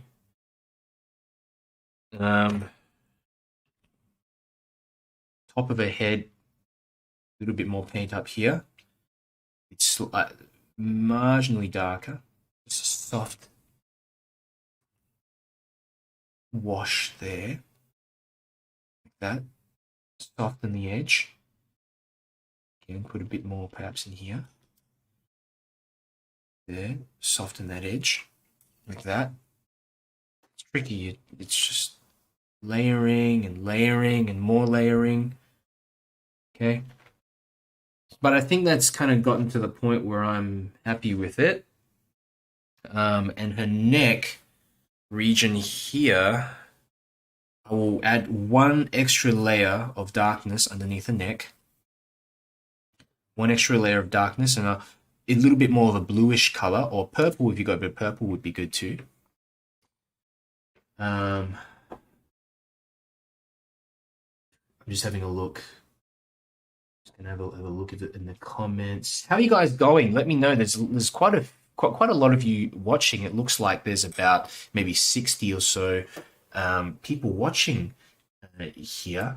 So would love to hear from you in terms of how you're doing and whether you need any extra help or what have you. Just let me know. We're at the stage now where we're almost complete with the face and really just refining bits and pieces. You find also with a lot of portrait artists who do this sort of stuff online, they'll do these demonstrations. After the demonstration, they'll actually work on the portrait for another hour, perhaps even 2 hours or so, just to refine and to bring all the details together, bit by bit. Mane says still working on the skin shadows. Still working on the skin shadows. Need to move to that next layer of hair. Yep. My advice for the hair is don't be afraid to add in these darker bits here. They frame the face. They frame her jaw. Darker bits on her eyes, the kind of lips, the nostrils and stuff. They frame her face, especially the hair here. So the darks are quite necessary, in fact, especially when we're going in with a darker sort of background later. Super important. You know, the actual edges of her hair here are actually quite dark up the top. You don't notice it until you really focus on it, because we don't train ourselves day in day out. Really, when we go out, we don't train ourselves to look at something at somebody and be like, hey, this part of their hair is actually darker than the other bit if they stand in the light in this direction. It's it's not something that we continually fuss about. We just a lot of what happens in our brain. And our brains just is on autopilot. And those of you who don't know, I finished a psychology degree a long time ago. Or no, not too long ago, I suppose. But that kind of helps at times. Bits and pieces, especially some of the motivational stuff. I do share some bits of little writings and things like that to help get you guys motivated. And sometimes the biggest challenge is basically working through things yourself in your head,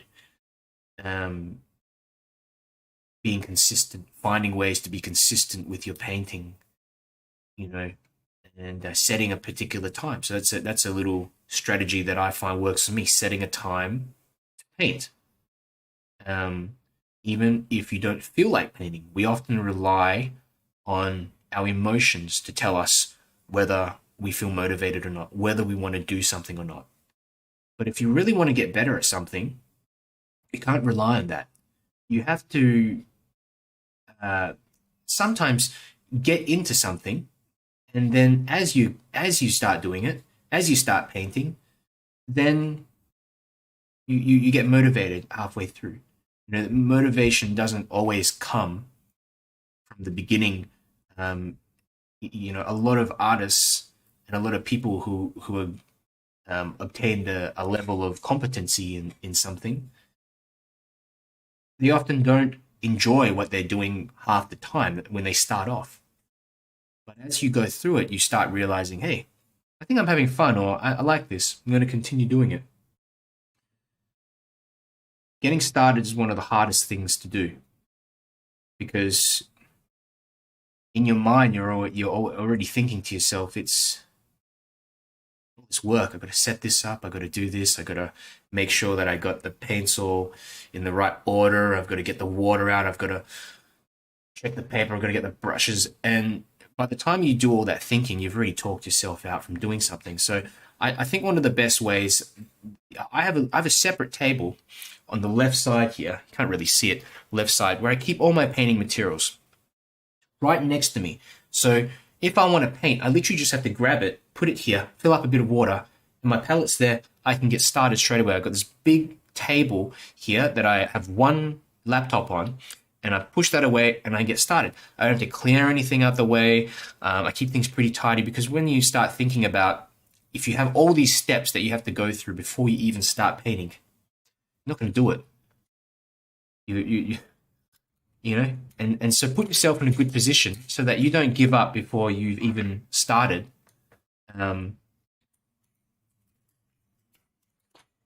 So I've added in a little bit of hair and stuff like that already. I'm just having a look. In my painting, so Don says, in my painting, looks like she is a little older than the photo, but by only a few years. Yeah, it's tricky, because what happens when you're putting in multiple washes and stuff like that as well, the textures on the skin sometimes can indicate that the subject is a bit older. So that's a common thing that happens, Don. So remember, this is all just practice. We're not trying to create a masterpiece here. Every painting that you do, every brush stroke you put on there builds up, and it gives you more confidence in the future, because confidence comes from competence. Once you, I don't know if I even pronounced that right, competency. So as you become more confident at carrying out a certain technique, then in your mind, if you have to do it again in the future, because all the techniques you're learning now are techniques that apply to any kind of portrait painting, and in fact, landscape painting. And if you can get some of these techniques kind of consolidated a bit more in your mind, the next time you might have to pull off this technique again or do something similar again, you feel like you can do it because you've done it before. A few bits and pieces in YouTube as well. Sorry, not YouTube, Facebook. Darren Robertson says, going well. I'm interested to know how you're intending to do the background. Yeah, me too, actually. I think I'm going to do a combination of light and dark elements in the background. So, often people think you got to choose, either you do a light background or a dark one, but you can have like a strip of darkness coming here. You can have a bit of light up the top here. So a kind of an abstract-y sort of look, and then I'll try to blend a hair in there. This will be fun. This will be fun. And Tiny Gain sends 99 stars on Facebook. Thank you so much, Tiny. Appreciate the donation, and I'm glad that you're enjoying the session. Tiny says, thank you so much. This has been a wonderful tutorial. Fantastic, Tiny. And this is really all the stuff that I'm teaching you here is basically all that you need to paint pretty much any portraiture, because it's general enough to, in terms of talking about the light and the dark areas, light sources, and then it's also specific enough where we're going through doing eyelashes, we're doing areas of the eyes, bits of the features of the face, hair, skin tones, stuff like that. So really appreciate you being here. I really appreciate everyone being here, really. So Linda Mello says, so did you do this complete painting without waiting for previous washes or layers to dry before adding new Colors. Did you do this complete painting without waiting? Well, in some parts you wait for it to dry. In some parts you don't. So, for example, in the first wash here, I added in some darker bits of paint on the right-hand side while the paint was still wet to create some soft shadows. Here I've created some sharper shadows by waiting for that previous layer to dry, adding on a bit of that shadow here. See underneath on the eyebrow there. And actually, I've actually softened that a bit. But look, I'm getting so sidetracked. If you want, when you're implying things like eyes and things that are sharp, so if we look at the reference picture, a sharp shape, a sharp feature is something that's basically a line or something, lines, and they create contrast. So eyelashes, you can see each individual eyelash, the line indicating the eyelid, the nostrils, and then softer bits are like kind of the shadow on the top of her head around her eyelid here. I need to get in better. Like that. Yeah, you know, we've got what have we got? We've got softness on the lips here, on the chin, a little bit here as well. So depending on what you're painting, whether you're painting a soft shadow or whether you're painting a sharper feature like nostrils and stuff like that, that's where you want to use wet and wet techniques, where you don't wait for that previous layer, to dry, and then you want to use wet and dry techniques where you do wait for that previous layer to dry. Because if you don't wait for the previous layer to dry, when you're doing these lips, this little line here in the middle of the lips, what's going to happen is that you're going to get a lot of bleeding. This color will then just spread through the whole thing, and you're going to end up with something upsetting. So it's always knowing when to apply a certain technique, the time to do certain things. Timing is super important. So one more layer here for the neck to help draw out the jawline better. I'll go here. Just sharpen up that jawline a little bit more. Okay, good. This is just a kind of grayish color that I've mixed up, grayish here. And as you can see, this shadow has become sharp here. I don't want that. I want it to be softer. So I'm just going to do this sort of scrubbing a little bit here. It's not always the best thing to be scrubbing away, but I think this is the only way that I can do it, to just soften this area a bit more so that we don't have this sharpness, because it's not a sharp shadow on her skin. It's a very soft shadow. Okay, there. It's already dried. Most of this portion up the top here, actually near her jaw, it's already dried. There we go. Just trying to just battle against softening this bit. It's really kind of frustrating at times when you're working with what you call it, hot press paper. But when it works, it works fabulously. And a extreme example of a hot press, like a really smooth paper, is 𝗢𝗙𝗡 paper. I've seen 𝗢𝗙𝗡 portraits done in 𝗢𝗙𝗡. Incredible detail and vibrancy in there, but it is so hard to control. And you have to be very patient as well with 𝗢𝗡 because it takes so long to dry. And if you use a hairdryer on 𝗢𝗡, I find it just blows all the paint all over the place. So I've not done a portrait on 𝗢𝗡 before, but that's probably one of the extremes. I'm just looking at the reference again, and I want to do a little bit more of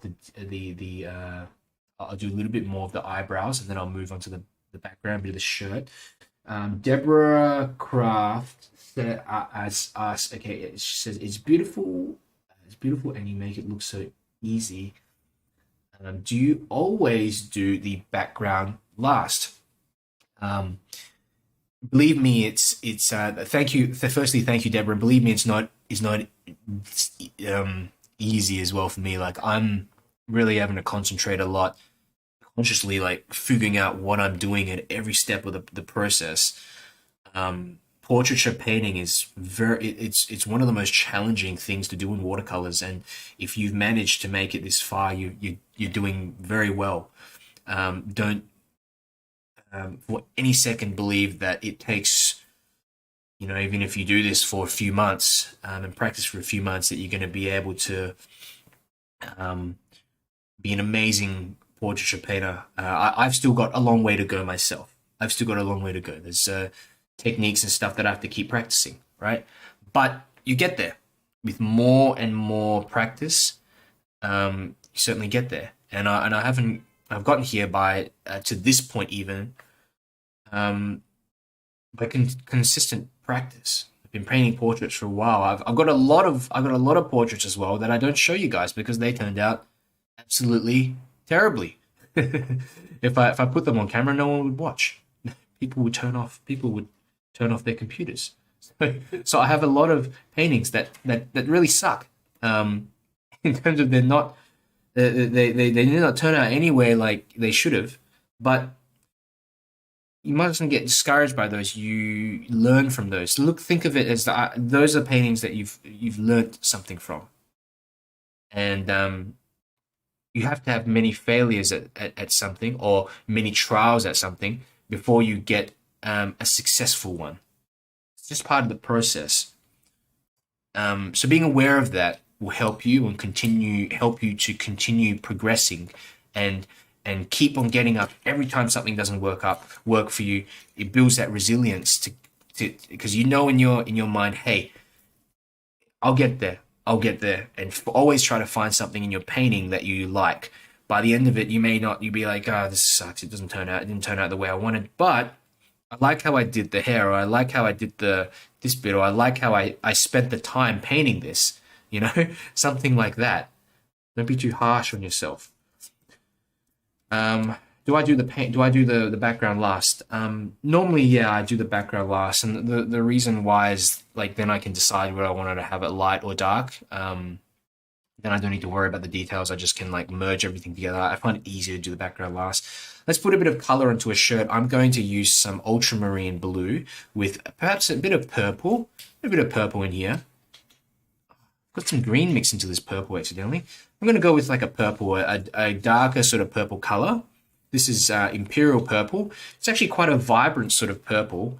And I'm just going to go in here like this, okay, into a shirt, cut around the skin here, okay. There we go. There. In fact, I don't know what is going on here. The reference photo just disappears off the bottom, so I mean, I'm assuming perhaps I'll just do this. Okay.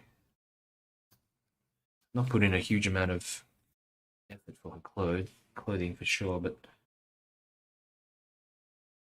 important because it then shapes her shoulders, kind of like a bit of framing for the rest of her body, and also the creating a bit of contrast against the skin.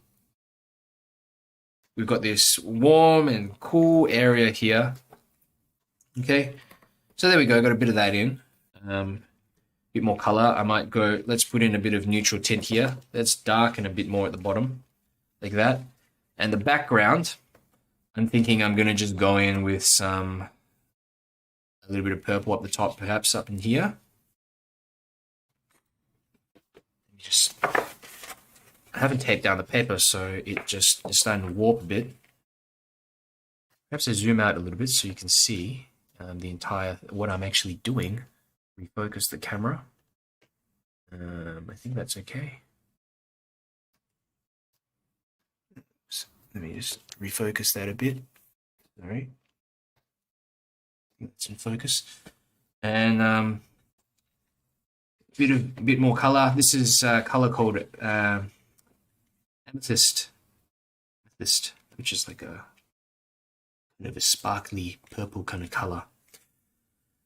And I can let's put in a bit of water here. Yeah. be bold. Just find some areas where you want to put some water in. Here, you can create a bit of softness on her shoulder, a bit of softness here where the background mixes into her clothing a little bit, right? A bit of softness in areas, a bit of water. Okay, and then what I'm going to do is I'm going to pick up a little bit of brown, perhaps. I actually have a color called 𝗬𝗙𝗙𝗧𝗏, which I'll grab.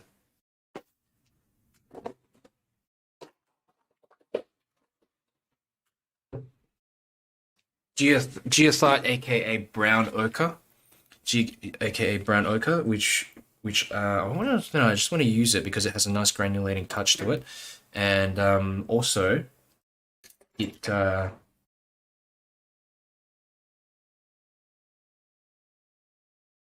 kind of warmer. I want to have some warmer bits in here. Okay. Drop that in. This is her kind of around her hair here. There. There we go. A bit of lightness around some parts, like here perhaps. Soften. And you got these bits here where you see I had added some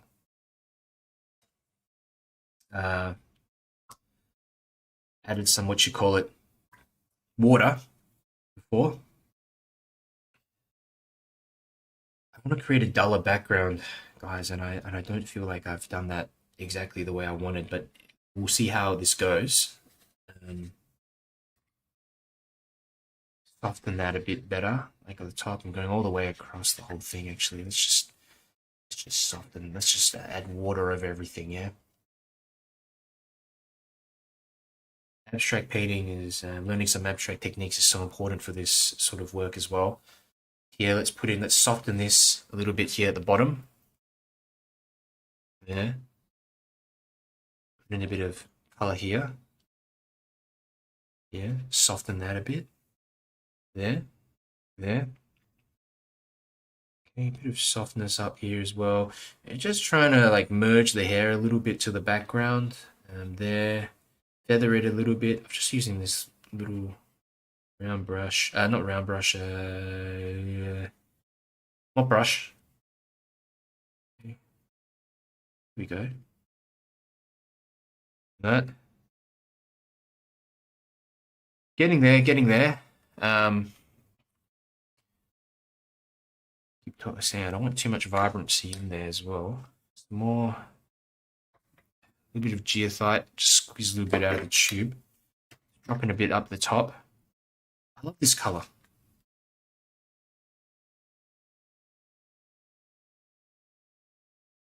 Carry this water down a bit there. Sometimes the background it's funny, you can imply like a mood, like kind of a mood of the subject. Like, so I thought I'll put in a bit there. That's a bit here, like that. There. And so now there's a bit of this weird halo effect around her. I don't know, maybe I'll leave that. Don't mind that. Lighter halo effect. I don't know. Just leave it.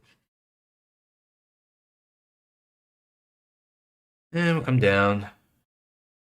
Darken the base more. Sort of soft. And I always like to create a bit of chaos with these backgrounds. Oops.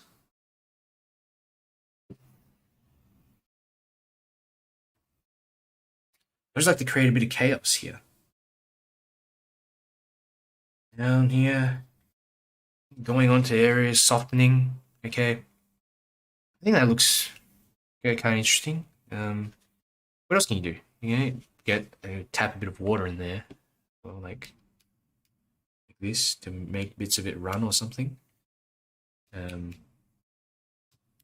of like tapping the paintbrush in like that. Careful, I'm just tapping has now got into parts of her face and stuff. Filbert brush. Let's grab that filbert brush out to add in the final details. I'll wait for actually the background to dry a little bit. While that's happening, I will just I want to shape her eyebrows a bit more. I just don't think I've done it. Like that left one, it's just not. Right one's okay, but the left one I feel needs to be kind of like have more of an arch. you know, I think I'll probably just have to accept it before it turns all way too bushy. I think I'll just have to. I think I'll just have to accept that. Not be too pedantic, Darren.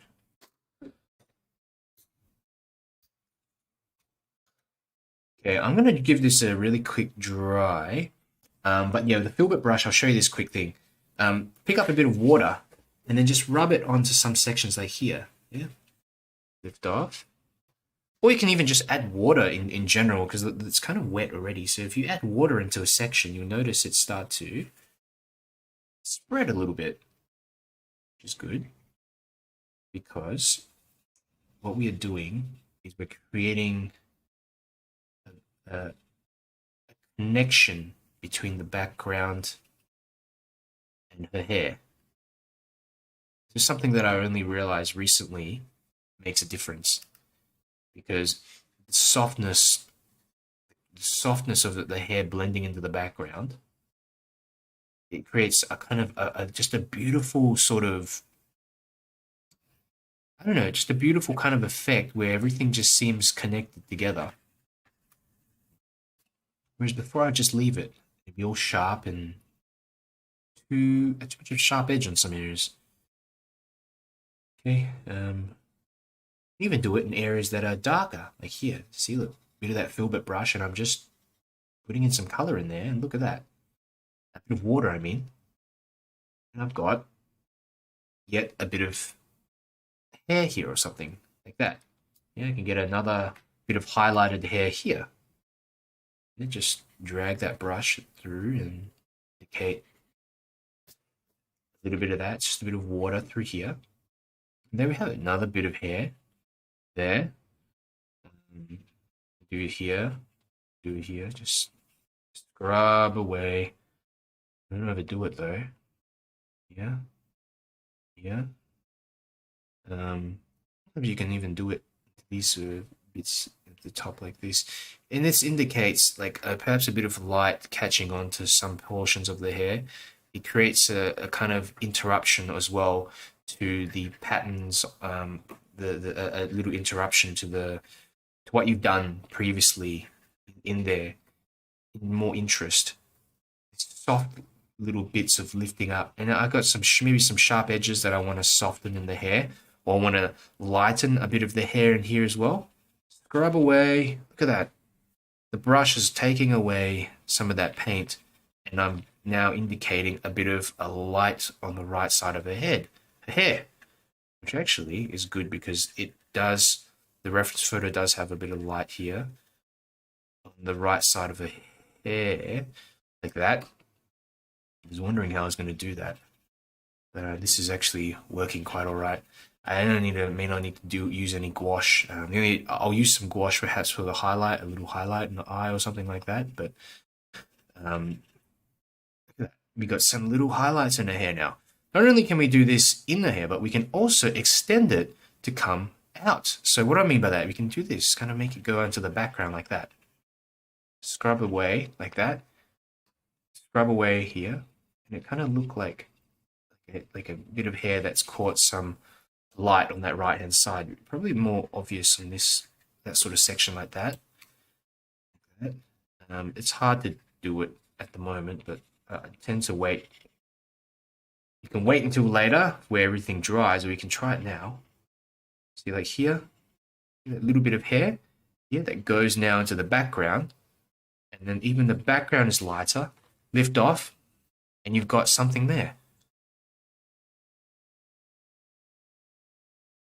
Sometimes these little finishing touches make the difference, but the finishing touches are of no use unless you get the basics right.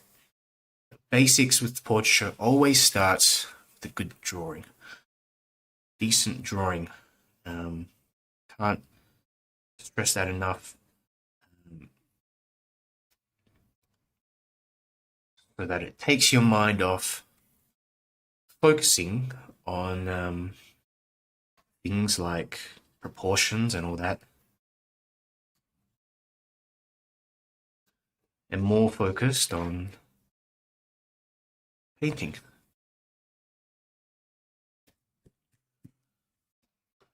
Righto. We are almost at the end point of the painting, guys. Do let me know what you think if you've enjoyed the session. Also, I've got some links in the description. Check the links. Check the links. There's classes. I run classes. I've got a Patreon as well. But I plug some of that stuff. I want to do this more on a ongoing sort of basis. And if you enjoy this content and you want to see some more classes and things that I've made, check it out. Have a look. You can sign up for a month. If you don't like it, you can cancel. No sort of lock-in sort of thing. But these ones that I run here, I'm always gonna have some of these that are just out there for free, because my whole aim when I started this was to just share these resources to people freely. And of course I make extra content because I guess my hope one day is to make a proper living from it. But, it's a great, really great experience. I love being able to do this and having people watch along and being able to help people figure out bits and pieces of watercolor painting that I try to save you some time as well. I spent a lot of time trying to learn some basics at the start, trying to figure out who to listen to and what works. I'm rambling again. All right, I am fairly happy with this. Yeah. Fairly happy with this, guys. Let me know what you think. I'm having a look at the comments and see what we have here. Linda says, I really enjoyed watching this video. Thank you. Awesome, Linda. Susan says, so pretty. And Tani says, just beautiful. Ramona in Skip, good to see you again. Ramona says, does ink tints work like watercolor? I'm assuming you're talking about the Derwent Intense range. I don't know a lot about them, Ramona, so I can't comment on whether they work like watercolors. However, I have seen people talk about them, and from what I've heard, it sounds like they work quite similar. It's just another. I mean, watercolors is kind of like ink anyway. But you might have to do some research on it. Susan says, paint me. Well, I do take requests, Susan, so if you send something through, perhaps I'll include it in one of the next sessions. Some of my patrons also send me through requests. I've got a request come through to do Berlin from Valerie, so I'm probably gonna do that in one of my next ones. But these portrait classes seem to have taken off quite well. You guys enjoy them, and I that's why I'm trying to do more of them as well. Yeah. So if there's any specific subjects or what have you that you might fancy, certainly let me know, and I'll do my best to accommodate.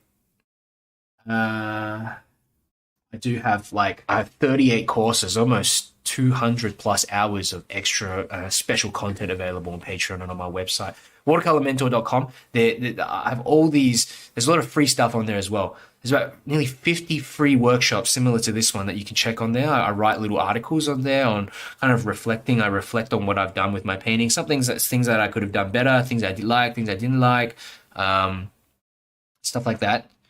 So yeah, check it out. Check it out. The link's somewhere in the description. Jeannie says, looking good. And was this hot press paper? Yes, this is hot press paper, Tiny. Love the workshop. I plan on join the Patreon when my hand heals. Ramona, that's from Ramona. Fantastic. And I appreciate all the support from everyone watching along and my patrons. Keeps me going, keeps this thing running, and I'm just very humbled in general to have you all here. Bina says, can one use a hairdryer from far away so it can dry faster? Yes, you can. I use a hairdryer actually pretty close up. Not for the faint-hearted, but but it works. Hairdryers are a fantastic little hack. Portrait, yeah, fantastic portrait. Helen says portrait looks prettier than the photo. Thanks for the demo. Thank you, Helen. And yeah, keep an eye out for my next portrait class. I'm still painting. It's probably going to be out in a month or so, but I'm putting it together. I just want to make sure I do things properly. Lucia Lupus says my character has an unhealthy color. What do you mean by unhealthy color? You painted her green. Kate says warm day painting drying quickly. Yeah, it's a pretty hot day in Melbourne. I've got the air conditioner on full blast actually today. I do want to go outside because it looks like quite a beautiful day though. I'm getting into since I got this new camera, I'm trying to like get into a bit of filmmaking, just some hobbyist stuff, and perhaps things that I can include in videos, like painting videos, where I could do a little bit of a video of a place that I'm painting, and then I don't know, include some my tutorials with it as well, something like that. I don't know. Kate Parbury says teenage faces and kids. Okay, kids, like a portraiture of kids. That's a good one actually. Let me write that one down. I also fall into a trap sometimes of painting the same thing and the same subject over and over. So this is good. It's going to help me also to kind of so I'll just put that down. Kate, write this down. Parbury, kids and teenagers. Yeah, because like kids and teenagers also have different proportions, facial proportions, and especially in comparison to their body, like their heads are a lot bigger than their bodies. So often when people are drawing figures and stuff, when they make their heads too big, they kind of look like kids. I think my second class with you, says Christy. This time I painted with you. It was fun. You were so talented. Thank you, Christy. And I acquired what I can do. I acquired these skills by just consistently practicing. If you look at some of my previous workshops, I've actually shown some of the paintings I've done, my initial paintings, and they are very, very, very average. Some people are born with some talent, but for the rest of us, we have to learn. We have to practice. Ula says, thank you, loved it. Kate, thank you. Thank you, Kate. I'm glad you enjoyed the demo. And Tiny says, looking forward to your future portrait classes with you. Fantastic. I'll do some more of them. You guys seem to really like them, eh? Ramona says it is in the low teens in Ohio. Wow. Yeah, I prefer cold weather actually. At least you can put on a jacket or something like that and get warm. Whereas here, it's just if you don't have aircon, you're kind of stuffed. Especially some areas of Australia, it just gets it's really hot here. Yeah. But in some areas, like in Singapore, where you've got like Malaysia and Singapore, where it's like it's really hot and it's really humid at the same time. It's tough. Ramona says older faces too. Okay, let me write that down. Ramona. Keep older faces. Thank you for the suggestions, Ramona and Kate. Older face. I'll read that one out. Lucia says I exaggerated with the purple of at the shadows. That's okay. Actually, sometimes you can make them kind of stylized portraits. You can have portraits that have odd-looking shadows, or sometimes you get those really cool photos where people focus on like red light or something like there's just light that's red that's coming above, and there's like a one monotonal sort of portrait. So don't worry, as long as you experiment, try different things, you'll find something that works for you, color scheme that works for you. Jeannie says your drawing is amazing. Thank you, Jeannie. Helen says it's very cold here in Toronto. Wow. -14. I don't think I've ever. Actually, I might have been. Long time ago. I went to China on a bit of a trip, And yeah, it was pretty damn cold there. It was first time I saw snow actually. -14's nuts. Um, Fantastic. And I'm just having a look on YouTube now to see if there's any comments and stuff like that. So Carmel Spencer says, really appreciate your time and generosity. Thanks so much. Thank you, Carmel. Appreciate it. Maggie, thank you for coming along too. And Ellen says, another fun project. Mine is much better than last week. That's good. Improvement's always good.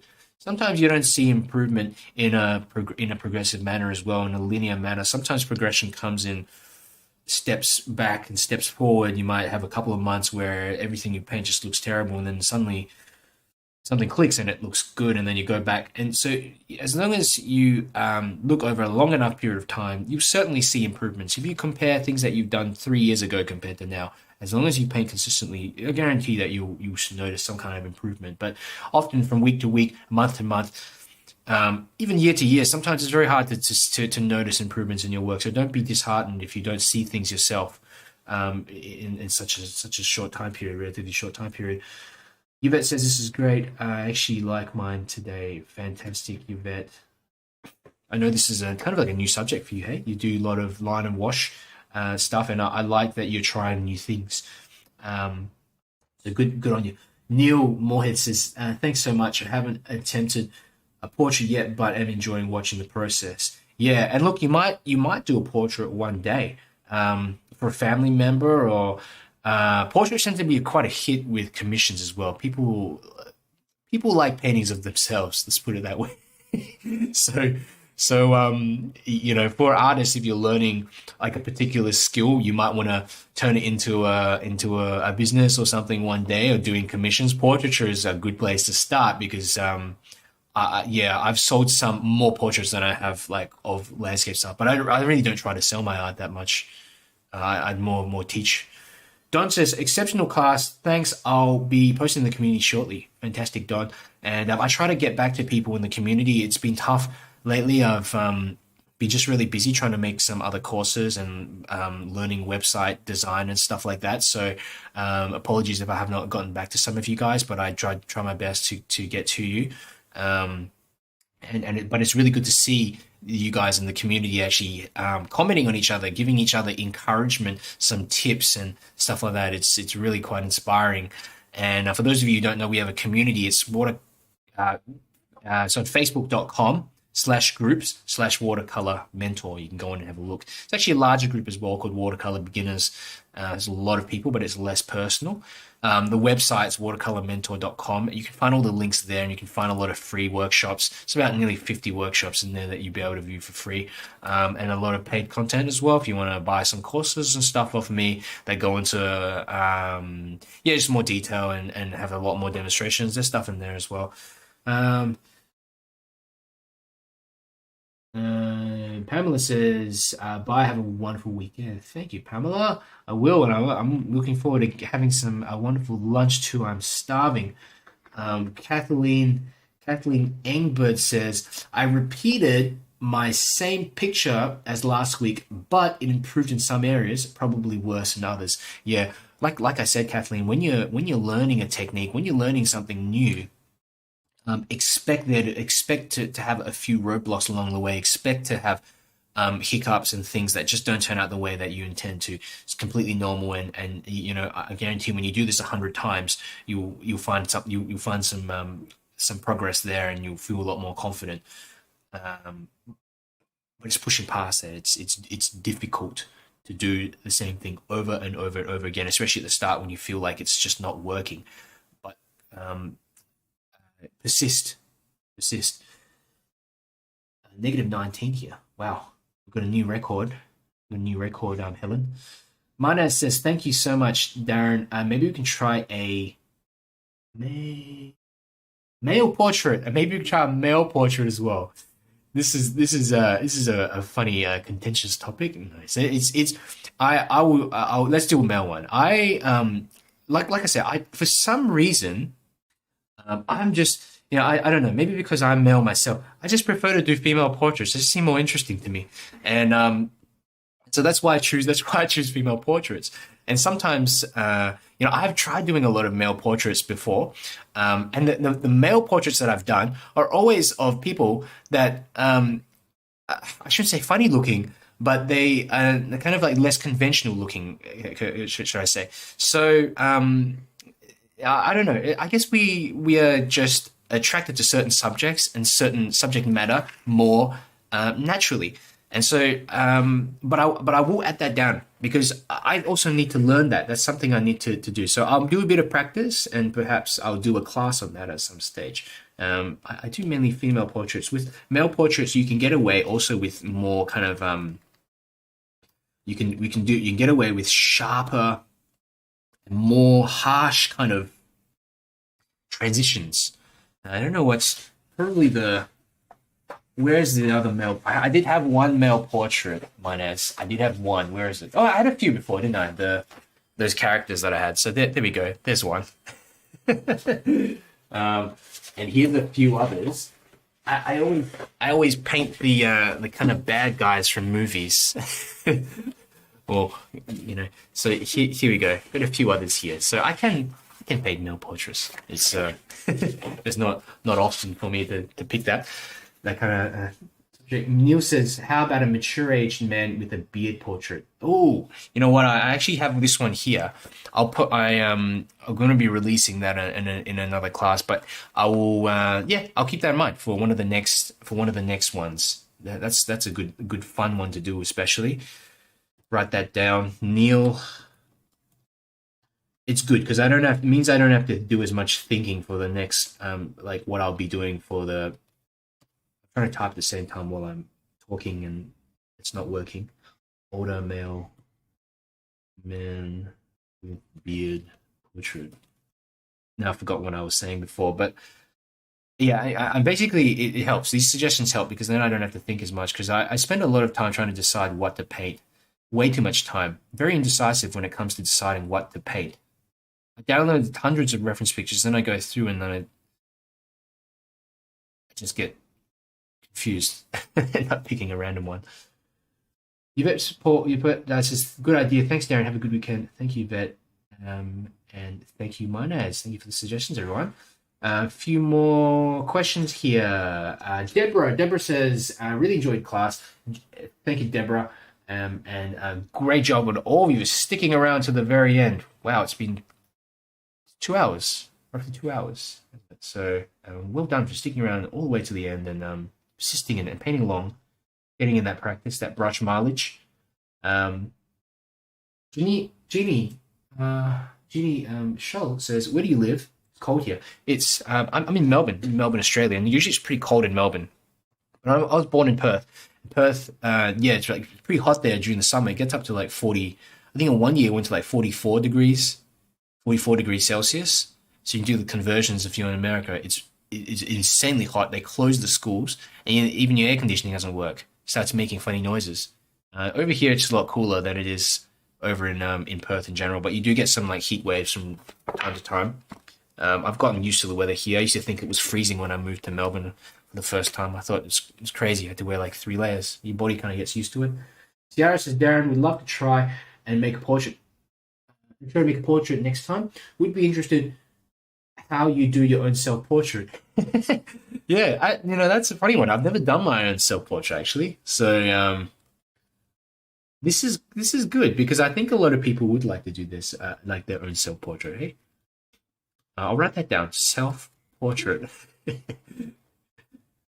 I've had others do my portrait for me, but I've never done my own. Never thought I was that notable to do one of myself, but it's good. I think it's being able to, because obviously you've probably seen yourself more than any other person out there. So I think being able to draw something and then think, hey, does this kind of look like me or does it not? You're going to know because you're going to have seen yourself quite often. So it's a good place to start, kind of gauge whether you're on the right track or not. Fantastic, everyone. So thank you all for joining. We've still got there's a lot of people still hanging around. I think there's maybe close to 50 people still here. So thank you for your support. Please, if you could do me one favor, if you're still watching, if you could please share this with some friends, people that you think might like it, on Facebook or on like watercolor groups.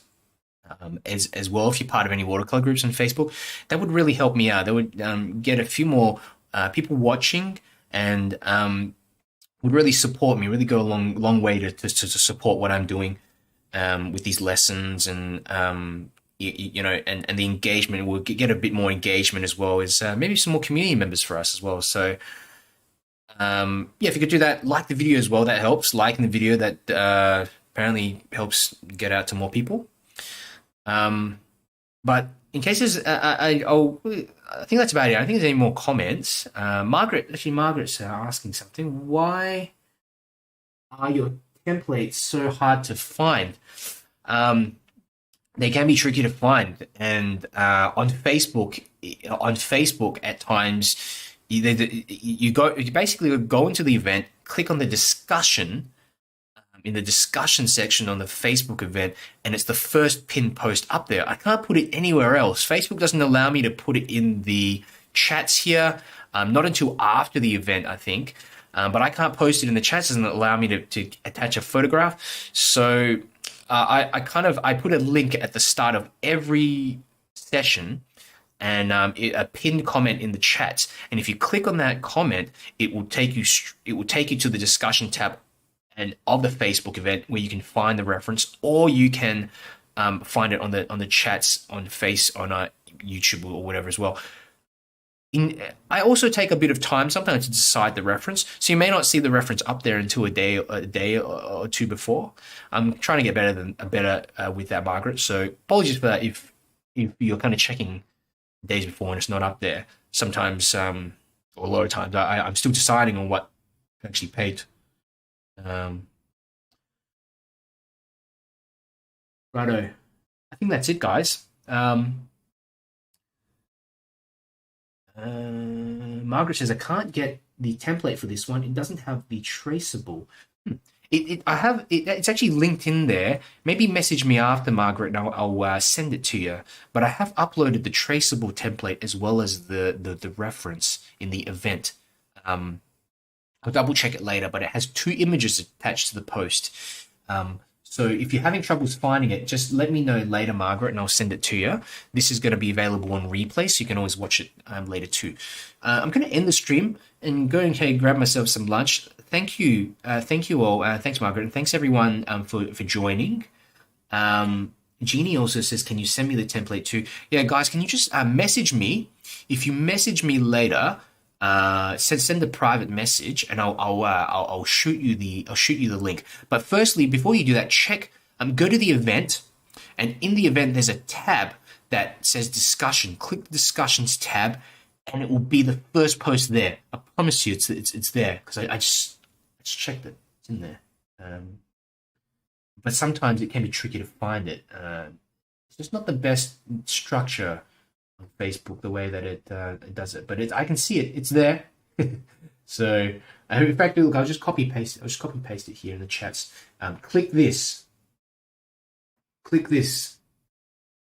link that I posted. It's under Watercolor Mentor. Click that link. It's in there. First tab, first image in that discussions tab. Righto. And Manez says, yes, Darren, both are available in the event. Yeah, so Manez out Sydney's able to find that. Fantastic. Righto. I think that's about it. Just check if there's anything else.